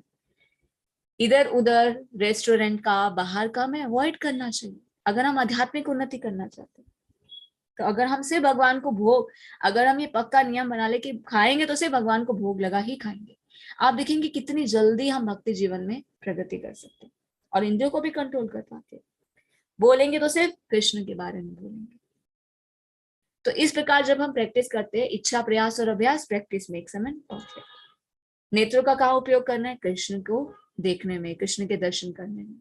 घर में सुंदर सुंदर चित्र लगाइए, जहां पर आप ज्यादा टाइम स्पेंड करते हैं वहां पर कृष्ण का कोई ना कोई चित्र रखिए। हमेशा तो हम शास्त्र नहीं पढ़ सकते, आप किचन में माता जिस काम करते हैं वहां पर आप जगन्नाथ भगवान या भगवान श्री कृष्ण का कोई चित्र रखें, ताकि आप भगवान का स्मरण कर सकें। कानों को भगवान के बारे में सुनने में, अभी तो हम क्लास कर रहे हैं, बाकी पूरा दिन होता है, तो कैसे कानों को करें? देखिए, अगर हम कृष्ण की तरफ अपनी इंद्रियों को नहीं लगाएंगे ना, ये इंद्रियां इधर उधर भागेंगी। तो इसलिए हमें क्या प्रयास करना चाहिए? या तो घर में हरे कृष्ण महामंत्र चलता रहे या लेक्चर चलता रहे। माता जी का तो कितना टाइम कहाँ जाता है? किचन में जाता है। तो कुछ ऐसा अरेंजमेंट करें, घर में छोटा सा ब्लूटूथ स्पीकर लगाए, या तो लेक्चर सुने, अगर लेक्चर नहीं सुन सकते तो हरे कृष्ण महामंत्र चला कर। नाक को भगवान को फ्लावर, ऑफर जो किए हुए फ्लावर होते हैं उनको स्मेल करने में। तो ये भक्ति की विधि है। यहाँ ये समझना होगा कि भगवत गीता क्या बताती है? भक्ति के विज्ञान का ही प्रतिपादन करती है कि हम भक्ति को कैसे प्राप्त कर सकते हैं। ये भगवत गीता क्या है? साइंस है, भक्ति की साइंस की। भक्ति को हम कैसे प्राप्त कर सकते हैं, क्योंकि भक्ति ही प्रमुख और एकमात्र लक्ष्य है। और भगवत गीता के जो बुद्धिहीन भाष्यकार है वो क्या करते हैं? पाठकों को ध्यान अन्य विषयों की ओर लेकर जाते हैं। कुछ लोग तो बड़ी कटाक्ष करते हैं, ये क्या श्रील प्रभुपाद ने तो भगवत गीता के हर एक अध्याय में भक्ति ही डाल रखी है, जबकि भक्ति योग का चैप्टर वहां पर भक्ति बतानी चाहिए। अरे श्रील प्रभुपाद ने नहीं डाल रखी है, भगवान स्वयं दूसरे अध्याय में ही भक्तियों की परिभाषा देना शुरू करते हैं। और हाँ, श्रील प्रभुपाद ने लिखा है क्योंकि ये सबसे इंपॉर्टेंट चीज।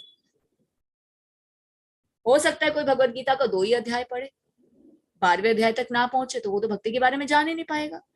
हो सकता है कोई भगवत गीता के सिर्फ 6 ही अध्याय पढ़े, 12वें अध्याय तक पहुंचे ही ना भक्ति योग तक, वो कैसे कृष्ण को जान पाएगा? वो कैसे भक्ति के बारे में जान पाएगा? इसलिए श्रील प्रभुपाद ने हर एक अध्याय में भक्ति के बारे में बताया, क्योंकि भगवान स्वयं भक्ति के बारे में बताते हैं, क्योंकि ये सबसे इंपॉर्टेंट चीज है।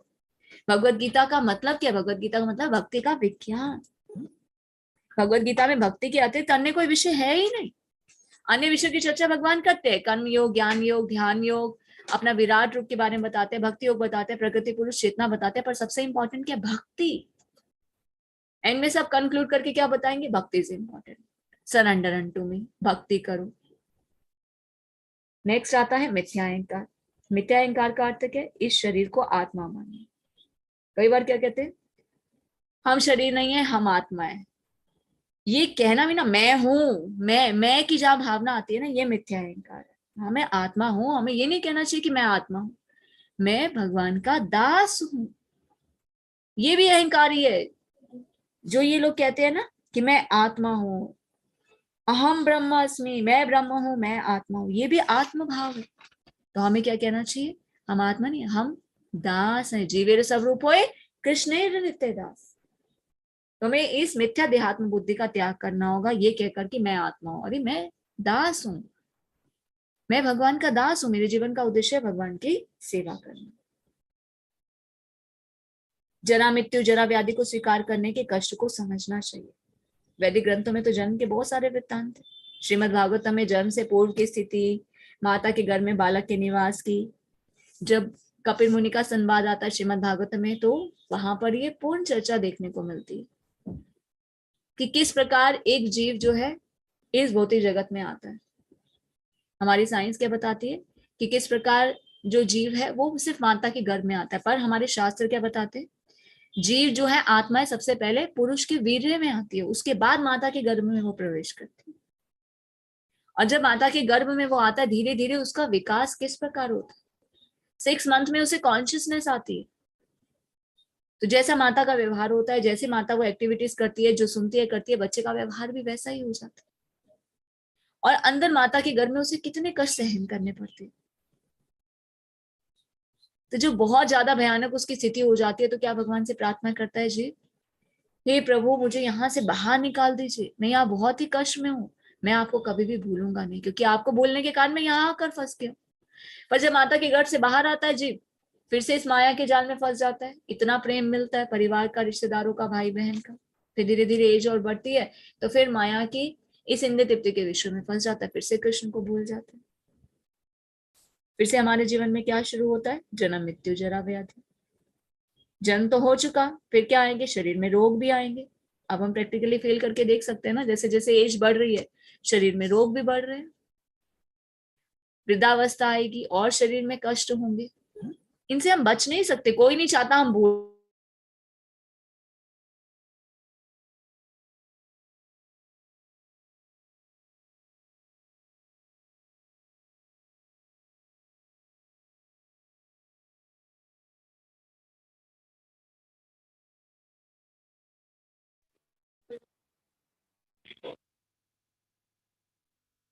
हरे कृष्ण माता जी, आवाज नहीं आ रही है।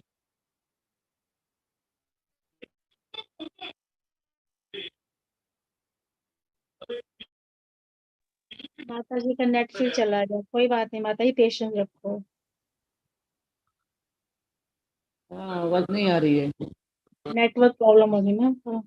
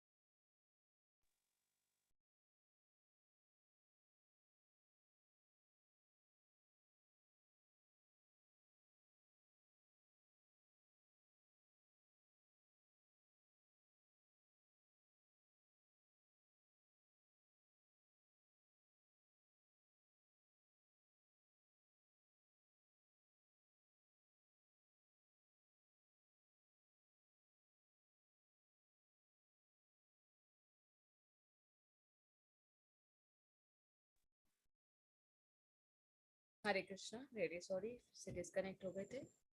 तो हम जन्म मृत्यु जरा व्याधि से बच नहीं सकते हैं, पर हमें क्या करना होगा, परमानेंट सॉल्यूशन निकालना होगा। परमानेंट सॉल्यूशन हम कैसे निकाल सकते हैं, जब हम आध्यात्मिक जीवन में प्रगति करें। तो आध्यात्मिक जीवन में प्रगति करने के लिए हमें क्या करना होगा, भक्ति करनी होगी। तो फिर से बताया जा रहा है, भक्ति इज इम्पोर्टेंट।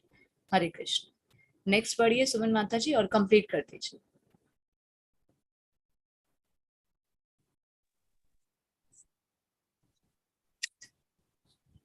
हरे कृष्णा माता जी। हरे कृष्णा माता जी, दंडवत प्रणाम। हरे कृष्ण माता जी, धन्यवाद। पढ़िए माता जी।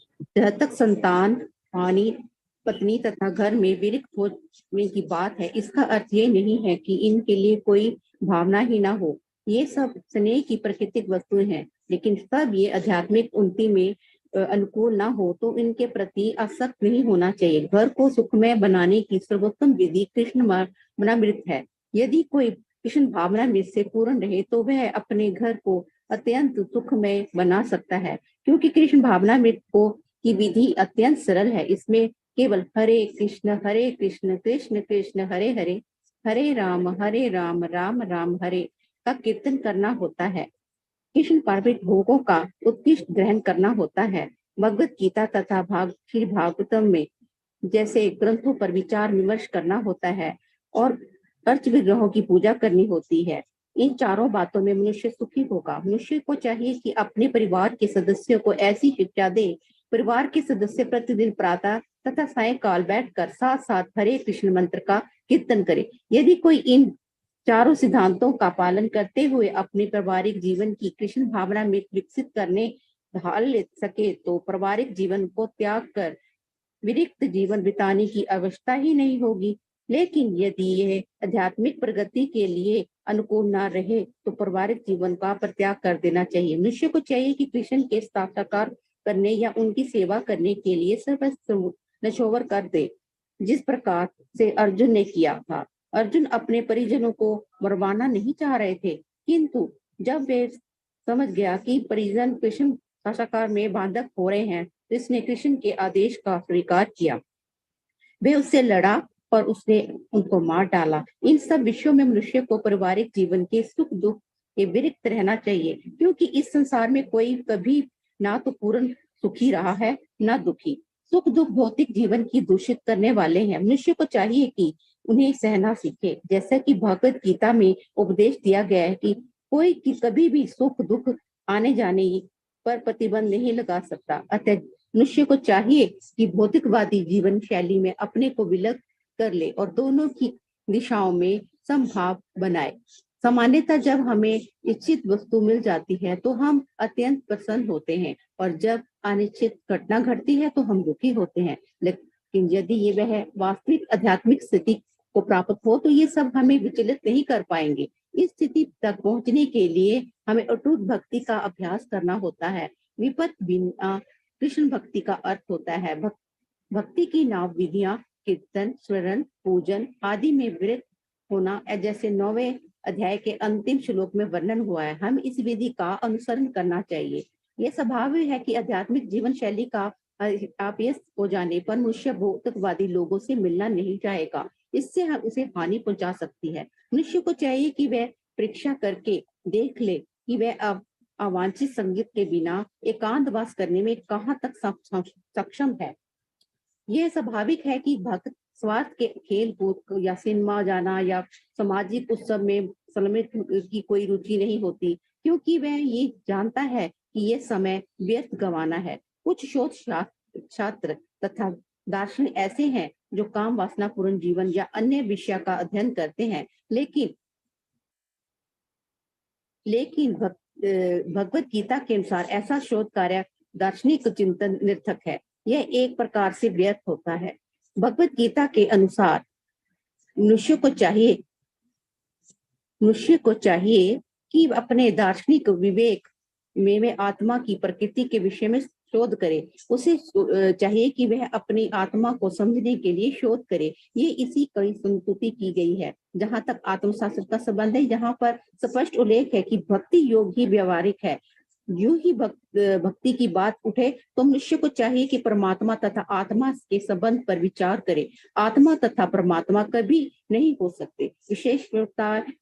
विशेषतः भक्ति योग में भी कभी नहीं। परमात्मा के प्रति आत्मा पर सेवा नित्य है, जैसा कि स्पष्ट किया गया है। अतः भक्ति शासन नित्य है। मनुष्य को इसी दार्शनिक धारणा में स्थित होना चाहिए। श्रीमद् भागवत के पहले स्कंद के दूसरे अध्याय के 11वें श्लोक में व्याख्या की गई है, वचिंत तत्वा विद्यतवा यत्र मत येमा।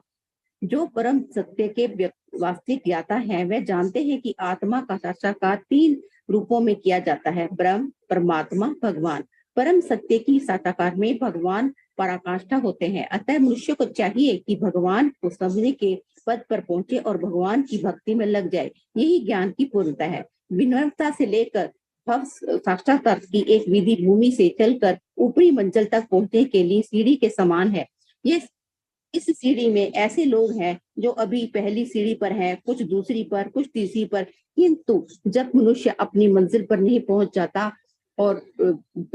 तो जो कि मनुष्य का ज्ञान है, जब तक वह ज्ञान का निम्न स्तर अवस्था में ही रहता है। यदि कोई ईश्वर की बराबरी करते हुए आध्यात्मिक ज्ञान में प्रगति करना चाहता है तो उसका प्रयास विफल होगा। ये स्पष्ट कहा गया है कि विनम्रता के बिना ज्ञान संभव नहीं है। अपने को ईश्वर समझना स्वार्थिक गर्व है। यद्यपि जीव सदैव प्रकृति के कठोर नियमों को ठुकराया जाता है, फिर भी वह अज्ञान के कारण सोचता है कि मैं ईश्वर हूँ। ज्ञान का शुभारंभ अमानी तबका विनम्रता से होता है। मनुष्य को विनम्र होना चाहिए। परमेश्वर के प्रति विद्रोह के कारण ही मनुष्य प्रकृति के अधीन हो जाता है। मनुष्य को इस सच्चाई को जानना और इससे विचलित होना चाहिए। दंडवत प्रणाम माता जी। हरे कृष्णा। हरे कृष्णा माता जी, दंडवत प्रणाम।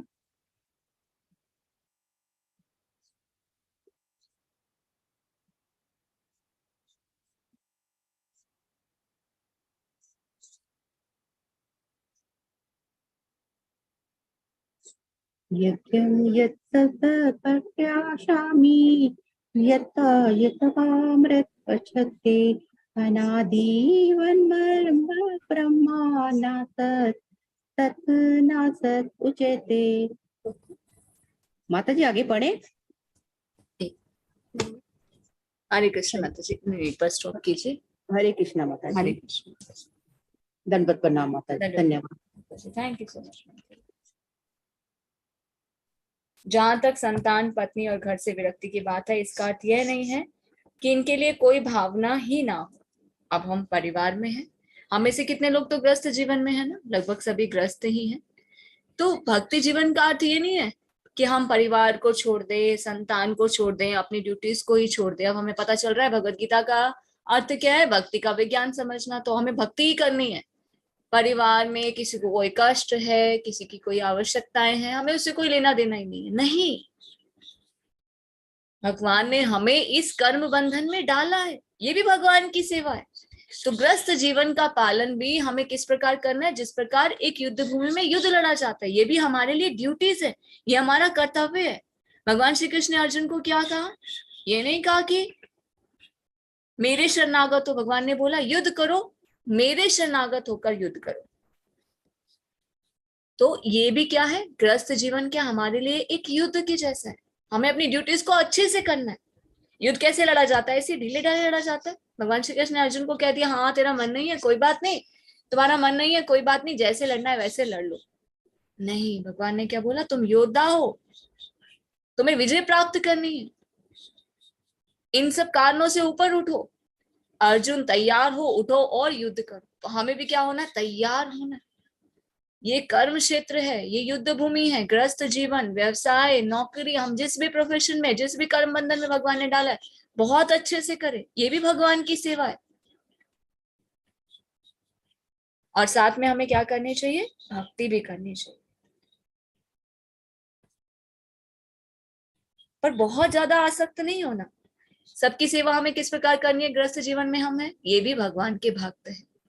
तो एक वैष्णव की सेवा करने से कृष्ण की कृपा प्राप्त होती है ना। तो घर में भी परिवारजनों की सेवा हमें उसी प्रकार करनी चाहिए कि ये वैष्णव है, ये भगवान के भक्त है, इनकी सेवा करूंगा तो मुझे कृष्ण का प्रेम प्राप्त होगा। तो घर को सुख में बनाने का सर्वोत्तम विधि क्या है? कृष्ण भावनामृत। आजकल हम क्या देख रहे हैं, कलयुग में हर एक घर में प्रॉब्लम है ना। पहले तो ज्वाइंट फैमिली में लोग रहते थे, अब तो न्यूक्लियर फैमिली में भी रहना मुश्किल है। पति पत्नी के ही संबंध अच्छे नहीं है, बच्चे भी कहना नहीं मानते। तो उसका कारण क्या है? कृष्ण भावनामृत का अभाव। तो जो भी प्रॉब्लम्स हो रही है उसका मेन कारण क्या है? कृष्ण भावनामृत का अभाव है। कृष्ण हमारे जीवन से निकल गए हैं। तो अगर कृष्ण को हम जीवन में जोड़ देंगे तो सब कुछ बेटर हो जाएगा। तो कृष्ण को हम जीवन में कैसे जोड़ सकते हैं? देखिए, गृहस्थ जीवन में तो बहुत ही अच्छा तरीका, पति पत्नी मिलकर भगवान की सेवा करें, बच्चे भी साथ में भगवान की सेवा करें, तो घर वृंदावन से कम नहीं है। जहाँ रोज सुबह भगवान को उठाया जाता है, मंगला आरती होती है, श्रवण कीर्तन होता है, जिस घर में हरे कृष्ण महामंत्र का जप होता है, कीर्तन होता है, भगवान को भोग लगाकर खाया जाता है, वो घर वृंदावन से कम नहीं। इसलिए हमारे आचार्य क्या कहते हैं? घर को वृंदावन बनाए। हमारे गुरु महाराज हिज ऑनर्स भक्ति चारू स्वामी महाराज क्या कहते हैं? घर को वृंदावन बनाइए। तो घर में एक सुंदर सा मंदिर होना चाहिए, सभी को मिलकर भगवान की सेवा करनी चाहिए। अगर सभी के सेंटर में कृष्ण है तो हमारा जीवन सुख में है। तो यदि कोई कृष्ण भावनामृत से पूर्ण रहता है तो घर को अत्यंत सुख में बना सकता है, क्योंकि कृष्ण भावनामृत की विधि अत्यंत सरल है। तो इसमें केवल हरे कृष्ण कृष्ण कृष्ण हरे हरे, हरे राम राम राम हरे हरे का कीर्तन करना होता है और भगवान को भोग लगाकर खाना होता है। भगवत गीता भागवतम जैसे ग्रंथों पर विचार विमर्श करना होता है, अर्शविग्रह की पूजा करनी होती है। जो इन चारों बातों को करता है वही मनुष्य सुखी रह सकता है। तो मनुष्य को क्या चाहिए कि अपने परिवार के सदस्यों को भी ऐसी शिक्षा दे। तो अगर पत्नी भक्ति जीवन में अग्रसर हो रही है, भगवत गीता को पढ़ रही है, इस ज्ञान को समझ पा रही है, तो अपने घर के परिवार के सदस्यों को भी इस ज्ञान को देना चाहिए, सबको भक्ति जीवन में लगाना चाहिए। तो ही हम अपने माता होने का, पिता होने का, पत्नी होने का, पति होने का, बच्चे होने का, हम अपना फर्ज ही पूरा कर सकते हैं, अपनी रिस्पॉन्सिबिलिटीज को हम पूरा कर सकते हैं अगर हम अपने परिवार के सदस्यों को भक्ति में आगे बढ़ाएं। हम क्या करते हैं? सेवा करनी है हमें सबकी, समय पर खाना देना है, सारी आवश्यकताएं पूरी करनी है, चाहे वो धन से हो, भोजन की हो या शारीरिक आवश्यकताएं। और भक्ति जीवन में हेल्प करना सबसे इंपॉर्टेंट है। अगर आप अपने पार्टनर को, अपने हस्बैंड को, अपनी वाइफ को, अपने बच्चों को, अपने परिवार के सदस्यों को भक्ति जीवन में नहीं लगा रहे, बाकी सारी आवश्यकताएं पूरी करें, तो वो व्यर्थ है, बेकार है। ये तो पशु भी करता है, ये तो पक्षी भी करते हैं। अपने परिवार का भरण पोषण करने के लिए वो भी मेहनत करते। चिड़िया भी दाना चुग कर लाती, अपने बच्चे को खिलाती। पर अब भक्ति नहीं देंगे तो फिर क्या बेनिफिट? फिर तो हमारी स्थिति पशु पक्षी जैसी ही। तो परिवार के सदस्यों को प्रातः और सायंकाल बैठकर साथ में हरे कृष्ण मंत्र का कीर्तन करना चाहिए। यदि कोई इन 4 सिद्धांतों का पालन करते हुए अपने पारिवारिक जीवन को कृष्ण भावनामृत विकसित करने में ढाल लेता है, तो पारिवारिक जीवन का त्याग कर विरक्त जीवन बिताने की आवश्यकता नहीं है। तो उसे घर छोड़ने की आवश्यकता नहीं है, उसे संन्यास लेने की आवश्यकता नहीं है। वो घर में रहकर ही भगवत धाम जा सकता है, भक्ति करते हुए परिवार के सदस्यों के साथ। तो मनुष्य को चाहिए कि कृष्ण के साक्षात्कार करने, उनकी सेवा करने के लिए सर्वस्व न्यौछावर कर दे, जिस प्रकार अर्जुन ने किया। अर्जुन अपने परिवार के सदस्यों को मानना नहीं चाहता था, किंतु जब वो समझ गया कि ये परिजन कृष्ण साक्षात्कार में बाधक हो रहे हैं, तो कृष्ण ने आदेश दिए, तब वो उनसे लड़ा। पर ऐसा नहीं है कि हमें भी अपने परिवार के सदस्यों से लड़ना शुरू कर देना चाहिए, हमें भक्ति नहीं करने देते हैं तो। अर्जुन तो क्षत्रिय थे, क्षत्रिय होने के नाते उनके लिए ये चीजें ठीक है, पर हमें ऐसा नहीं करना है कि हम घर में लड़ाई झगड़ा करना शुरू करते। अरे हमें भक्ति नहीं करने देते, हमें मंदिर नहीं जाने देते, हमें माला जप नहीं करने देते। नेक्स्ट आता है सुख दुख भौतिक जीवन को दूषित करने वाले। तो मनुष्य को इन्हें सहन करना सीखना चाहिए, जैसा भगवत गीता में बताया गया है। हम रोक नहीं सकते, सुख और दुखों पे हमारा कंट्रोल नहीं है, ये हमारे कर्मों का फल है। अगर हम सुखी है तो ये हमारे पुण्य कर्मों का फल है, अगर हम दुखी है तो हमारे पाप कर्मों का फल है। अगर हमारे जीवन में कोई कष्ट आ रहा है तो इसका मतलब हमने पाप किए हुए, ये पाप कर्मों का फल हम दुख के रूप में भोग रहे हैं। तो हमें इनको झेलना सीखना चाहिए। सुख आ रहे हैं या दुख आ रहे हैं, इनको हमें सहन करना सीखना चाहिए, क्योंकि सुख दुख किसके समान है? गर्मी और सर्दी के समान है। मातृ स्पर्शास्तु कौन्तेय, भगवद गीता में भगवान क्या कहते हैं कि ये सुख दुख किसके समान है? गर्मी और सर्दी के समान है। इन्हें सहन करना सीखना चाहिए। तो हमें हमेशा संभाव रहना चाहिए। हम क्या करते हैं? हमें कोई हमारी इच्छा की वस्तु मिल जाती है, सब कुछ हमारे हिसाब से चलता है तो हम खुश होते हैं, कोई अनिश्चित घटना घटती है या हमारे हिसाब से कुछ नहीं होता तो हम दुखी हो जाते हैं। नहीं, अगर हम आध्यात्मिक स्थिति को प्राप्त करना चाहते हैं तो हमें किसी भी चीज में विचलित नहीं होना चाहिए, चाहे कैसी भी स्थिति हो। जीवन में कष्ट आएंगे, जीवन में बाधाएं आएंगी, जीवन में दुख आएंगे, पर हमें क्या करना है, इन्हें सहन करना है, क्योंकि हमारे पाप कर्मों के फल हैं, भुगत लीजिए, तभी तो फिर आगे भक्ति कर पाएंगे, सुख का भोग कर पाएंगे। इनको हम नकार नहीं सकते। कुंती महारानी तो भगवान से प्रार्थनाएं करती है बहुत सुंदर प्रेयर से, हे प्रभु मैं तो चाहती हूँ कि मेरे जीवन में दुख ही दुख आए, जब दुख आते हैं तो मैं आपका स्मरण करती हूँ। तो दुख में भी भगवान का स्मरण करना चाहिए। अगर आप कष्टों को नहीं सहन कर पा रहे तो भगवान से प्रार्थना कीजिए कि मैं नहीं सहन कर पा रहा, कृष्ण मेरी सहायता करे। तो ये कष्ट भी जो आते हैं ना, ये भी हमें कृष्ण की याद दिलाते हैं। तो कृष्ण की याद आनी चाहिए, घबराना नहीं है, समस्याओं में डूब नहीं जाना। तब भी कहाँ जाना है, कृष्ण के पास जाना है। तो इस स्थिति तक पहुंचने के लिए हमें अटूट भक्ति का अभ्यास करना होगा। ये कैसे पॉसिबल होगा कि हम हर स्थिति में कृष्ण को याद करें, सुख में भी और दुख में भी, घबराए नहीं। तो उसके लिए हमें क्या करनी होगी, प्रैक्टिस करनी होगी। बिना विचलित हुए नवदा भक्ति में लगे रहिए, कीर्तनम, श्रवण, पूजन आदि जो हमसे संभव हो पाए। ये स्वाभाविक है कि आध्यात्मिक जीवन शैली का अभ्यस्त हो जाने पर मनुष्य भौतिकतावादी लोगों से मिलना नहीं चाहेगा। अभी हमारी स्थिति कैसी है, हमें अच्छा नहीं लगता मेटीरियलिस्टिक लोगों से मिलना, ऐसा लगता है अरे टाइम वेस्ट होगा। अच्छा है, अच्छे व्यापारी बन जाइए। अगर आपको लगता है कि जिन लोगों के साथ टाइम स्पेंड करके 1 घंटा मेरा बातें करने में खराब होता है, बच जाइए वहां से। हमें हमेशा प्रॉफिट देखना चाहिए। ये समय जो है ना, ये कभी वापस नहीं आएगा। चाणक्य पंडित क्या कहते हैं, गया हुआ एक क्षण भी आप कितना भी पैसा खर्च कर लेना वापस नहीं लेकर आ सकते। इसलिए एक एक क्षण को यूज कीजिए कृष्ण का स्मरण करने में, अपनी ड्यूटीज को करें और कृष्ण का स्मरण करें। चैतन्य चैतामृत में चैतन्य महाप्रभु क्या कहते हैं, ग्राम वार्ता ना करें। ग्राम वार्ता नहीं करनी चाहिए, इसके घर में क्या हो रहा है, उसके घर में क्या हो रहा है, नहीं। भक्ति जीवन में हम कैसे आगे बढ़ सकते हैं उसके लिए हम वार्ता कर सकते हैं भक्तों से, पर इधर उधर की बातों में समय व्यर्थ नहीं गंवाना। और जो लोग हमारे इस तरह से टाइम वेस्ट करते हैं उनसे थोड़ी सी दूरी बनाकर रखें। और हमेशा आपके अंदर क्या चिंतन चलना चाहिए, कृष्ण का चिंतन चलना चाहिए। भक्त क्या करते हैं, व्यर्थ में खेलकूद, सिनेमा जाने, किसी सामाजिक उत्सव में सम्मिलित होने की उनकी रुचि नहीं होती, क्योंकि उनको पता है ये टाइम वेस्टिंग है। तो हमें अपने टाइम को कैसे यूज करना है ये सीखना चाहिए, क्योंकि पता नहीं कितने जीवन तो हम अपने ऐसे ही व्यर्थ गवा कर आ चुके हैं। Give only this life to Krishna. इस जीवन में हमें एक क्षण भी व्यर्थ नहीं गवाना है। कल का कोई भरोसा नहीं है, कब हमारा मृत्यु का समय आ जाए। खटवांग महाराज की स्टोरी आपको पता है। खटवांग महाराज कौन थे? खटवांग महाराज एक राजा थे।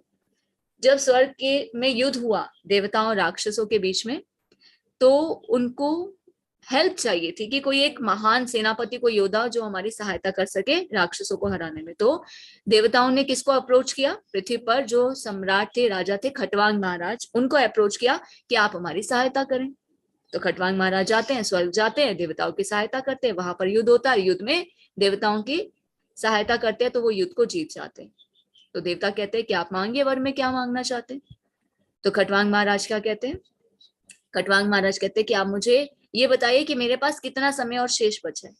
तो देवता क्या कहते हैं? आपके पास एक क्षण ही बचा है बस। वो एकदम अलर्ट हो जाते, एक क्षण, मैं तो चला पृथ्वी पर। और वो लास्ट समय में क्या करते हैं?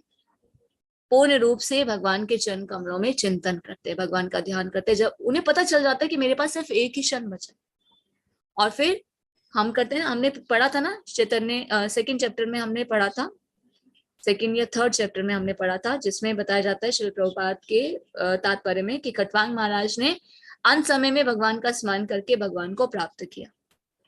तो जब उन्हें पता था कि एक क्षण बचा है तो उन्होंने उस समय को भगवान के चिंतन में लगाया। पर हमें तो पता ही नहीं हमारे पास कितना समय है, एक क्षण भी है या नहीं है, ये कितने साल है या नहीं है। तो हमें क्या होना चाहिए? अलर्ट होना चाहिए। Give only this life to Krishna. और जहां तक आत्म साक्षात्कार का संबंध है, यहाँ पर स्पष्ट उल्लेख है कि भक्ति योग ही व्यवहारिक है। तो भक्ति की बात उठे तो मनुष्य को चाहिए परमात्मा तथा आत्मा के संबंध पर विचार करे। परमात्मा के प्रति आत्मा की सेवा नित्य है। आत्मा का स्वभाव के भगवान की सेवा करना, तो हमेशा इसी काम में हमें लगे रहना चाहिए। अपने कर्म अच्छे से करें, कर्म करना भी भगवान की सेवा है, और साथ में हमें कृष्ण को जोड़े रखना है जीवन में। तो हमें कुछ भी छोड़ना नहीं है, कृष्ण को जीवन में जोड़ना है। फिर बताया जा रहा है, श्रीमद् भागवतम की व्याख्या की गई है, वदंती तत्व विदस तत्वम, जो परम सत्य के वास्तविक ज्ञाता है वे जानते हैं कि आत्मा का साक्षात्कार 3 रूपों में होता है। तो भगवान को जानने की 3 अवस्थाएं कौन सी है? ब्रह्मा, परमात्मा और भगवान। जिसे जितना ज्ञान होता है वही भगवान को जान पाते हैं। पर जो भक्ति करे उन्हें ये सारा ज्ञान स्वतः ही प्राप्त हो जाता है, उन्हें अलग से ये सोपान पार करने की आवश्यकता नहीं होती। अब हम जानते हैं ना ब्रह्म क्या है? ब्रह्म क्या है? भगवान ही तो है। ब्रह्म ज्योति क्या है? भगवान के शरीर से निकलने वाला तेज। भगवत गीता भागवत में भगवान स्वयं बताते हैं कि गोलोक वृंदावन में कोई अग्नि प्रकाश बिजली नहीं है, मेरे शरीर से इतना तेज निकलता है कि पूरा का पूरा गोलोक वृंदावन प्रकाशमान हो जाता है। और जब वो प्रकाश वहां से बाहर निकलता है तो ब्रह्मांड में एक ज्योति का रूप धारण करता है, तो उसे क्या कहते हैं? ब्रह्म ज्योति। हमें परमात्मा का भी ज्ञान प्राप्त हो गया, हम भक्ति कर रहे, शास्त्र पढ़ रहे। परमात्मा कौन है? भगवान स्वयं है। भगवान हमारे हृदय में परमात्मा के रूप में विराजमान है। और भगवान कौन है? श्री कृष्ण। कृष्णस्तु भगवान स्वयं, 2-handed श्याम सुंदर फॉर्म। जब इसी रूप में उनका स्मरण और चिंतन करते हैं तो भक्ति के द्वारा हम भगवान को प्राप्त कर सकते हैं। तो भक्ति से हम इन सब सोपानों को पार करके आ चुके हैं। तो यही क्या है? ज्ञान की पूर्णता है। तो भक्ति क्या है? टॉप मोस्ट है। विनम्रता से लेकर भगवत साक्षात्कार की विधि भूमि से चलकर ऊपरी मंजिल है। तो ऊपरी मंजिल क्या है? भक्ति। ये ज्ञान जो प्राप्त कर लेगा उसने सारे ज्ञान की प्रक्रिया को पार कर लिया। बाकी सब क्या है? सीढ़ी के समान है। और भक्ति क्या है? ऊपरी मंजिल है। जब तक मनुष्य ऊपरी मंजिल तक नहीं पहुंच जाता जो कि कृष्ण का ज्ञान है, तब तक ज्ञान की वो निम्नतर अवस्था में ही रहता है। तो हम तो बहुत फॉर्चुनेट है कि हम इस ज्ञान को प्राप्त कर पा रहे हैं, हम मंजिल तक पहुंच चुके हैं। बस हमें क्या करना है? वहीं पर अपने कार्यक्रम को कंटिन्यू रखना है। किस प्रकार? श्रवणम कीर्तनम विष्णु स्मरणम। तो मनुष्य को विनम्र होना चाहिए और परमेश्वर के प्रति विद्रोह के कारण ही हम इस भौतिक जगत में आते हैं। इस सच्चाई को हमें जानना चाहिए और आश्वस्त होना चाहिए कि हमें फिर से ये कार्य को नहीं करना है। हमें क्या करना है? कृष्ण को भूलना नहीं है, कृष्ण के साथ संबंध को जोड़ना है। कभी भी कृष्ण से हम विमुख नहीं होना चाहिए। तो हमें कभी भी कृष्ण को भूलना नहीं। इसलिए हम क्या कहते हैं? रूप गोस्वामी की ये tagline, always remember Krishna, never forget Krishna, chant Hare Krishna and be happy. तो कभी भी कृष्ण को भूले नहीं, हमेशा कृष्ण को याद रखें। हरे कृष्ण महामंत्र का जप करें और खुश रहें। हरे कृष्ण। नेक्स्ट चित्रा माता जी पढ़िए। हरे कृष्ण माता जी। हरे कृष्ण। गेयं यत्तत् प्रवक्ष्यामि यज्ञात्वामृतम् श्रुते अनादिमत्परं ब्रह्म न सदुच्यते। अब मैं तुम्हें गेय के विषय में बतलाऊंगा, जिसे जानकर तुम नित्य ब्रह्म का आस्वादन कर सकोगे। यह ब्रह्म या आत्मा जो अनादि है और मेरे अधीन है, इस भौतिक जगत के कारणों से परिस्थित है। श्री प्रभुपाद जी की जय। प्रभुपाद जी के अनुसार तात्पर्य, भगवान ने क्षेत्र तथा क्षेत्रज्ञ की व्याख्या की। उन्होंने क्षेत्रज्ञ को जानने की विधि की भी व्याख्या की। अब वे ज्ञेय के विषय में बता रहे हैं। पहले आत्मा के विषय में, फिर परमात्मा के विषय में ज्ञाता अर्थात आत्मा तथा परमात्मा दोनों ही के ज्ञान से मनुष्य जीवन अमृत का आस्वादन कर सकता है। जैसा कि द्वितीय अध्याय में कहा गया है, जीव नित्य है, इसकी भी यहाँ पुष्टि हुई है। जीव के उत्पन्न होने की कोई निश्चित तिथि नहीं है, न ही कोई परमेश्वर से जीवात्मा के प्रागट्य का इतिहास बता सकता है। अतएव वह अनादि है, इसकी पुष्टि वैदिक साहित्य से होती है। न जायते म्रियते वा विपच्चित, कठोपनिषद 1.2.18। शरीर का ज्ञाता न तो कभी उत्पन्न होता है न कभी मरता है, वह ज्ञान से पूर्ण होता है। वैदिक साहित्य में श्वेताश्वर उपनिषद में 6.16 भी परमेश्वर को परमात्मा रूप में प्रधान क्षेत्रज्ञ गुरुनेश, शरीर का मुख्य ज्ञाता तथा प्रकृति के गुणों का स्वामी कहा गया है। स्मृति वचन है, दास भूतो हरेरेव नान्यस्यैव कदाचन। जीवात्माएं सदा भगवान की सेवा में लगी रहती है। इसकी पुष्टि भगवान चैतन्य के अपने उपदेशों में भी है। अतएव इस श्लोक में ब्रह्म का जो वर्णन है वह आत्मा का है, और जब ब्रह्म शब्द जीवात्मा के लिए व्यवहृत होता है तो यह समझना चाहिए कि वह आनंद ब्रह्म न होकर विज्ञान ब्रह्म है। आनंद ब्रह्म ही पर ब्रह्म भगवान है। सर्वतः पाणिपाद तत्सर्वतो श्री श्री श्री श्री श्रीरो मुखम सर्वतः श्रुति मल्लोके सर्वमानवृत्य तिष्ठति। उनके हाथ, पांव, आँख, सिर तथा मुंह तथा अनेक कान सर्वत्र है। इस प्रकार परमात्मा सभी वस्तुओं में व्याप्त होकर अवस्थित है। श्री प्रभुपाद जी की जय। प्रभुलाल के अनुसार तात्पर्य, जिस प्रकार सूर्य अपनी अनंत रश्मियों को विकीर्ण करके स्थिर है, उसी प्रकार परमात्मा या भगवान भी है। वे अपने सर्वव्यापी रूप में स्थित रहते हैं और उनमें आदि शिक्षक ब्रह्मा से लेकर छोटी सी चींटी तक के सारे जीव स्थित है। उनके अनंत शीर, हाथ, पांव तथा नेत्र है और अनंत जीव है। ये सभी परमात्मा में ही स्थित है। अतएव परमात्मा सर्वव्यापक है, लेकिन आत्मा यह नहीं कह सकता कि उसके हाथ, पांव तथा नेत्र चारों दिशाओं में है। यह संभव नहीं है। यदि वह अज्ञान के कारण यह सोचता है कि उसे इसका ज्ञान नहीं है कि उसके हाथ तथा पैर चतुर्दिक प्रसारित है, किंतु समुचित ज्ञान होने पर वह ऐसी स्थिति में आ जाएगा, तो उसका ऐसा सोचना उल्टा है। इसका अर्थ यही होता है कि प्रकृति द्वारा बद्ध होने के कारण आत्मा परम नहीं है। परमात्मा आत्मा से भिन्न है। परमात्मा अपना हाथ असीम दूरी तक फैला सकता है, किंतु आत्मा ऐसा नहीं कर सकता। भगवत गीता में भगवान कहते हैं कि यदि कोई उन्हें पत्र, पुष्प या जल अर्पित करता है तो वे उसे स्वीकार करते हैं। यदि भगवान दूर होते तो फिर इन वस्तुओं को कैसे स्वीकार कर पाते। यही भगवान की सर्वशक्तिमत्ता है। यद्यपि वे पृथ्वी से बहुत दूर अपने धाम में स्थित है, तो भी वे किसी के द्वारा अर्पित कोई भी वस्तु अपना हाथ फैलाकर ग्रहण कर सकते हैं। उनकी यही शक्तिमत्ता है। ब्रह्म संहिता में कहा गया है, गोलोक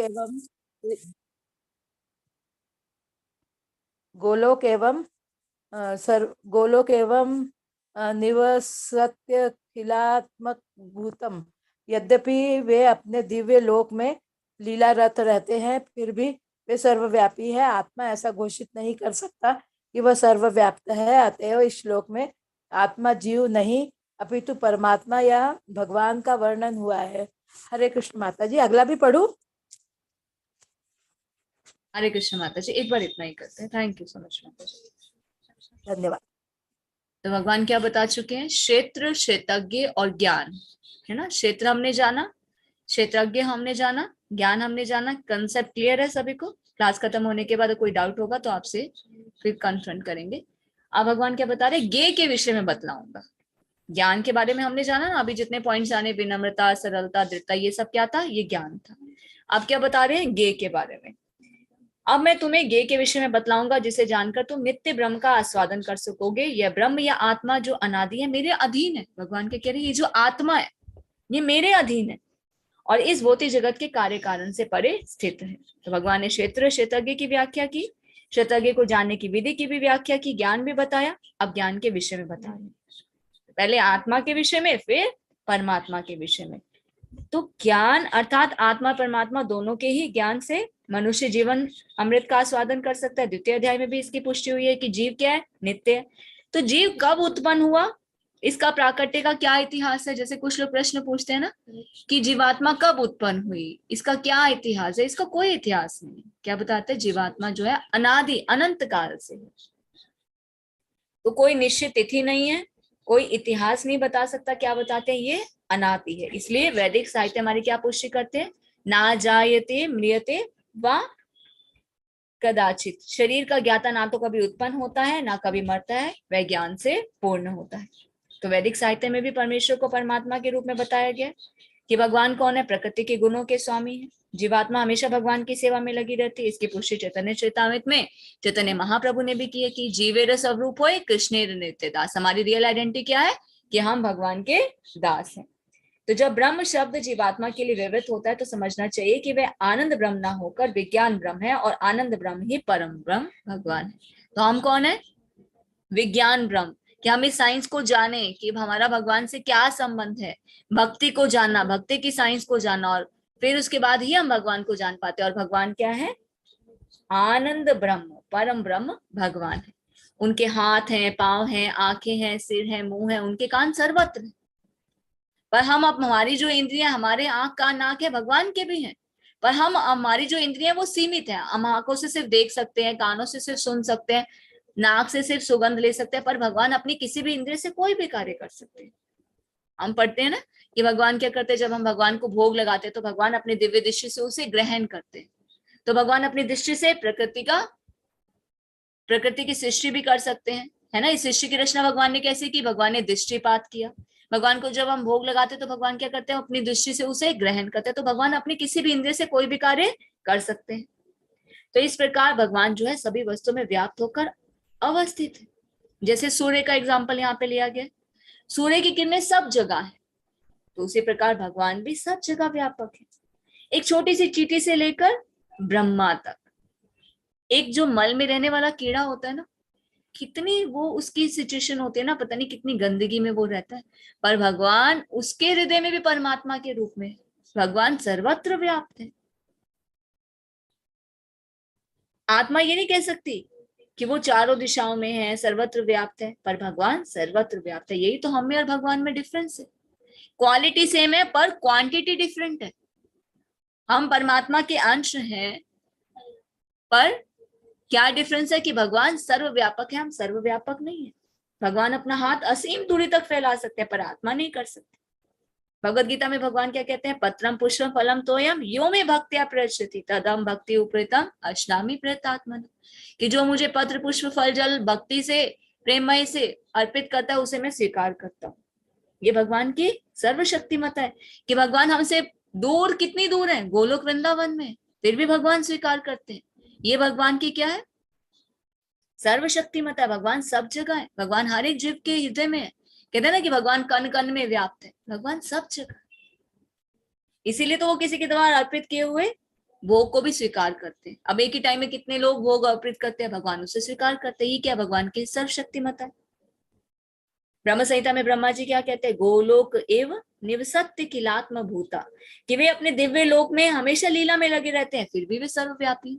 अभी भी भगवान की हर एक जगह लीलाएं चल रही हैं, अलग अलग ब्रह्मांड में अलग अलग लीलाएं चल रही हैं, गोलोक में भी लीला चल रही है, और भगवान क्या कर रहे हैं? इस जरा जगत में भी, हर एक जीव के हृदय में भी एक्टिव है। तो ये क्या? भगवान की सर्वशक्तिमता है। तो इस श्लोक में आत्मा नहीं अपितु परमात्मा या भगवान का वर्णन हुआ है। तो आत्मा जो है वो सर्वव्याप्त नहीं है, पर भगवान सर्वव्याप्त है, वही जानने योग्य है। हरे कृष्ण। नेक्स्ट सुशीला माता जी पढ़िए। हरे कृष्णा माता जी, दंडवत प्रणाम। दंडवत प्रणाम माता जी। सर्वेन्द्र इंद्रिय गुणाभान्द्र सर्वेन्द्र इंद्रिय विवर्जितम असक्तम सर्वभ्रष्टेवं निर्गुणम गुण भोक्तृ च। परमात्मा समस्त इंद्रियों के मूल स्रोत हैं, फिर भी वे इंद्रियों से रहित होते हैं। वे समस्त जीवों के पालनकर्ता होकर भी अनासक्त हैं। वे प्रकृति के गुणों से परे हैं, फिर भी वे भौतिक प्रकृति के समस्त गुणों के स्वामी हैं। तात्पर्य श्रील प्रभुपाद द्वारा श्रील प्रभुपाद की जय हो। यद्यपि परमेश्वर समस्त जीवों की समस्त इंद्रियों के स्रोत हैं, फिर भी जीवों की तरह उनके भौतिक इंद्रियां नहीं होती। वास्तव में जीवों में आध्यात्मिक इंद्रियां होती है, लेकिन बद्ध जीवन में वे भौतिक तत्वों से आच्छादित रहती है। अतएव इंद्रिय कार्यों का प्राकट्य पदार्थ द्वारा होता है। परमेश्वर की इंद्रियां इस तरह आच्छादित नहीं रहती, उनकी इंद्रियां दिव्य होती है, अतएव निर्गुण कहलाती है। गुण का अर्थ है भौतिक गुण, लेकिन इसकी इंद्रियां भौतिक आवरण से रहित होती है। यह समझ लेना चाहिए कि उनकी इंद्रियां हमारी इंद्रियों जैसी नहीं होती। यद्यपि वे हमारे समस्त इंद्रिय कार्यों के स्रोत हैं, लेकिन उनकी इंद्रियां दिव्य होती है, जो कल्मश रहित होती है। इसकी बड़ी ही सुंदर व्याख्या श्वेताश्वर उपनिषद में 3.19 अपाणी पादो जवनो ग्रहिता श्लोक में हुई है। भगवान के हाथ भौतिक कल्मशों से ग्रस्त नहीं होते, अतएव उन्हें जो कुछ अर्पित किया जाता है उसे वे अपने हाथों से ग्रहण करते हैं। बद्ध जीव तथा परमात्मा में यही अंतर है। उनके भौतिक नेत्र नहीं होते, फिर भी वे उनके अनेक नेत्र होते हैं, अन्यथा वे कैसे देख सकते हैं? वे सब कुछ देखते हैं, भूत, वर्तमान तथा भविष्य।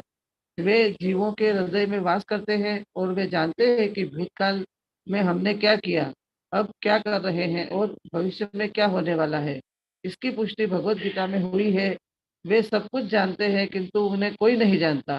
कहा जाता है कि परमेश्वर के हमारे जैसे पाँव नहीं, लेकिन वे आकाश में विचरण कर सकते हैं, क्योंकि उनके आध्यात्मिक पाँव होते हैं। दूसरे शब्दों में भगवान निराकार नहीं है, उनके अपने नेत्र, पाँव, हाथ सभी कुछ है होते हैं। और चूंकि हम सभी परमेश्वर के अंश हैं, अतएव हमारे पास भी ये सारी वस्तुएं होती है, लेकिन उनके हाथ, पाँव, नेत्र तथा अन्य इंद्रियां प्रकृति द्वारा कलमशग्रस्त नहीं होती।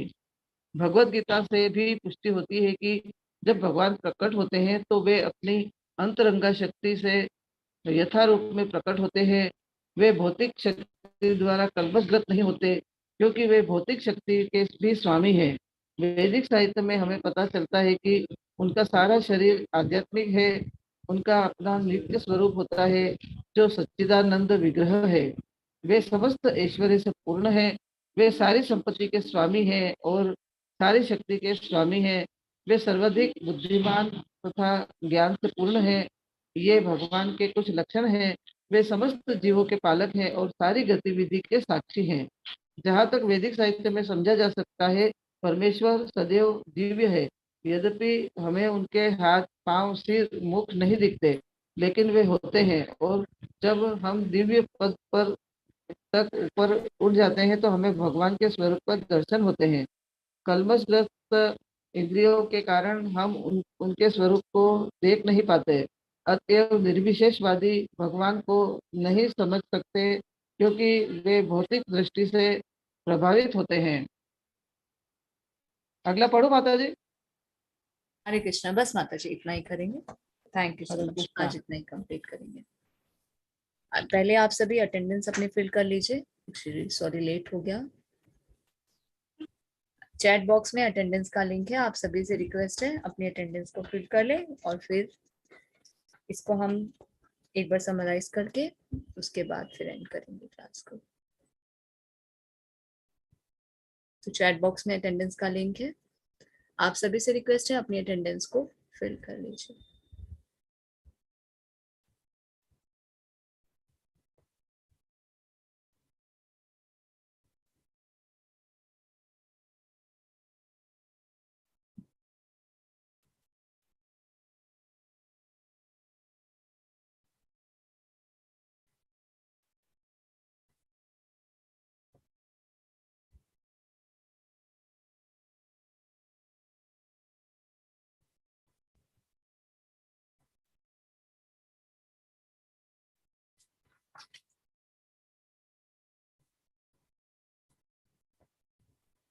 तो भगवान कौन है? समस्त इंद्रियों के मूल स्रोत है, फिर भी वे इंद्रियों से रहित हैं। वे समस्त जीवों के पालन करता होकर भी अनासक्त हैं।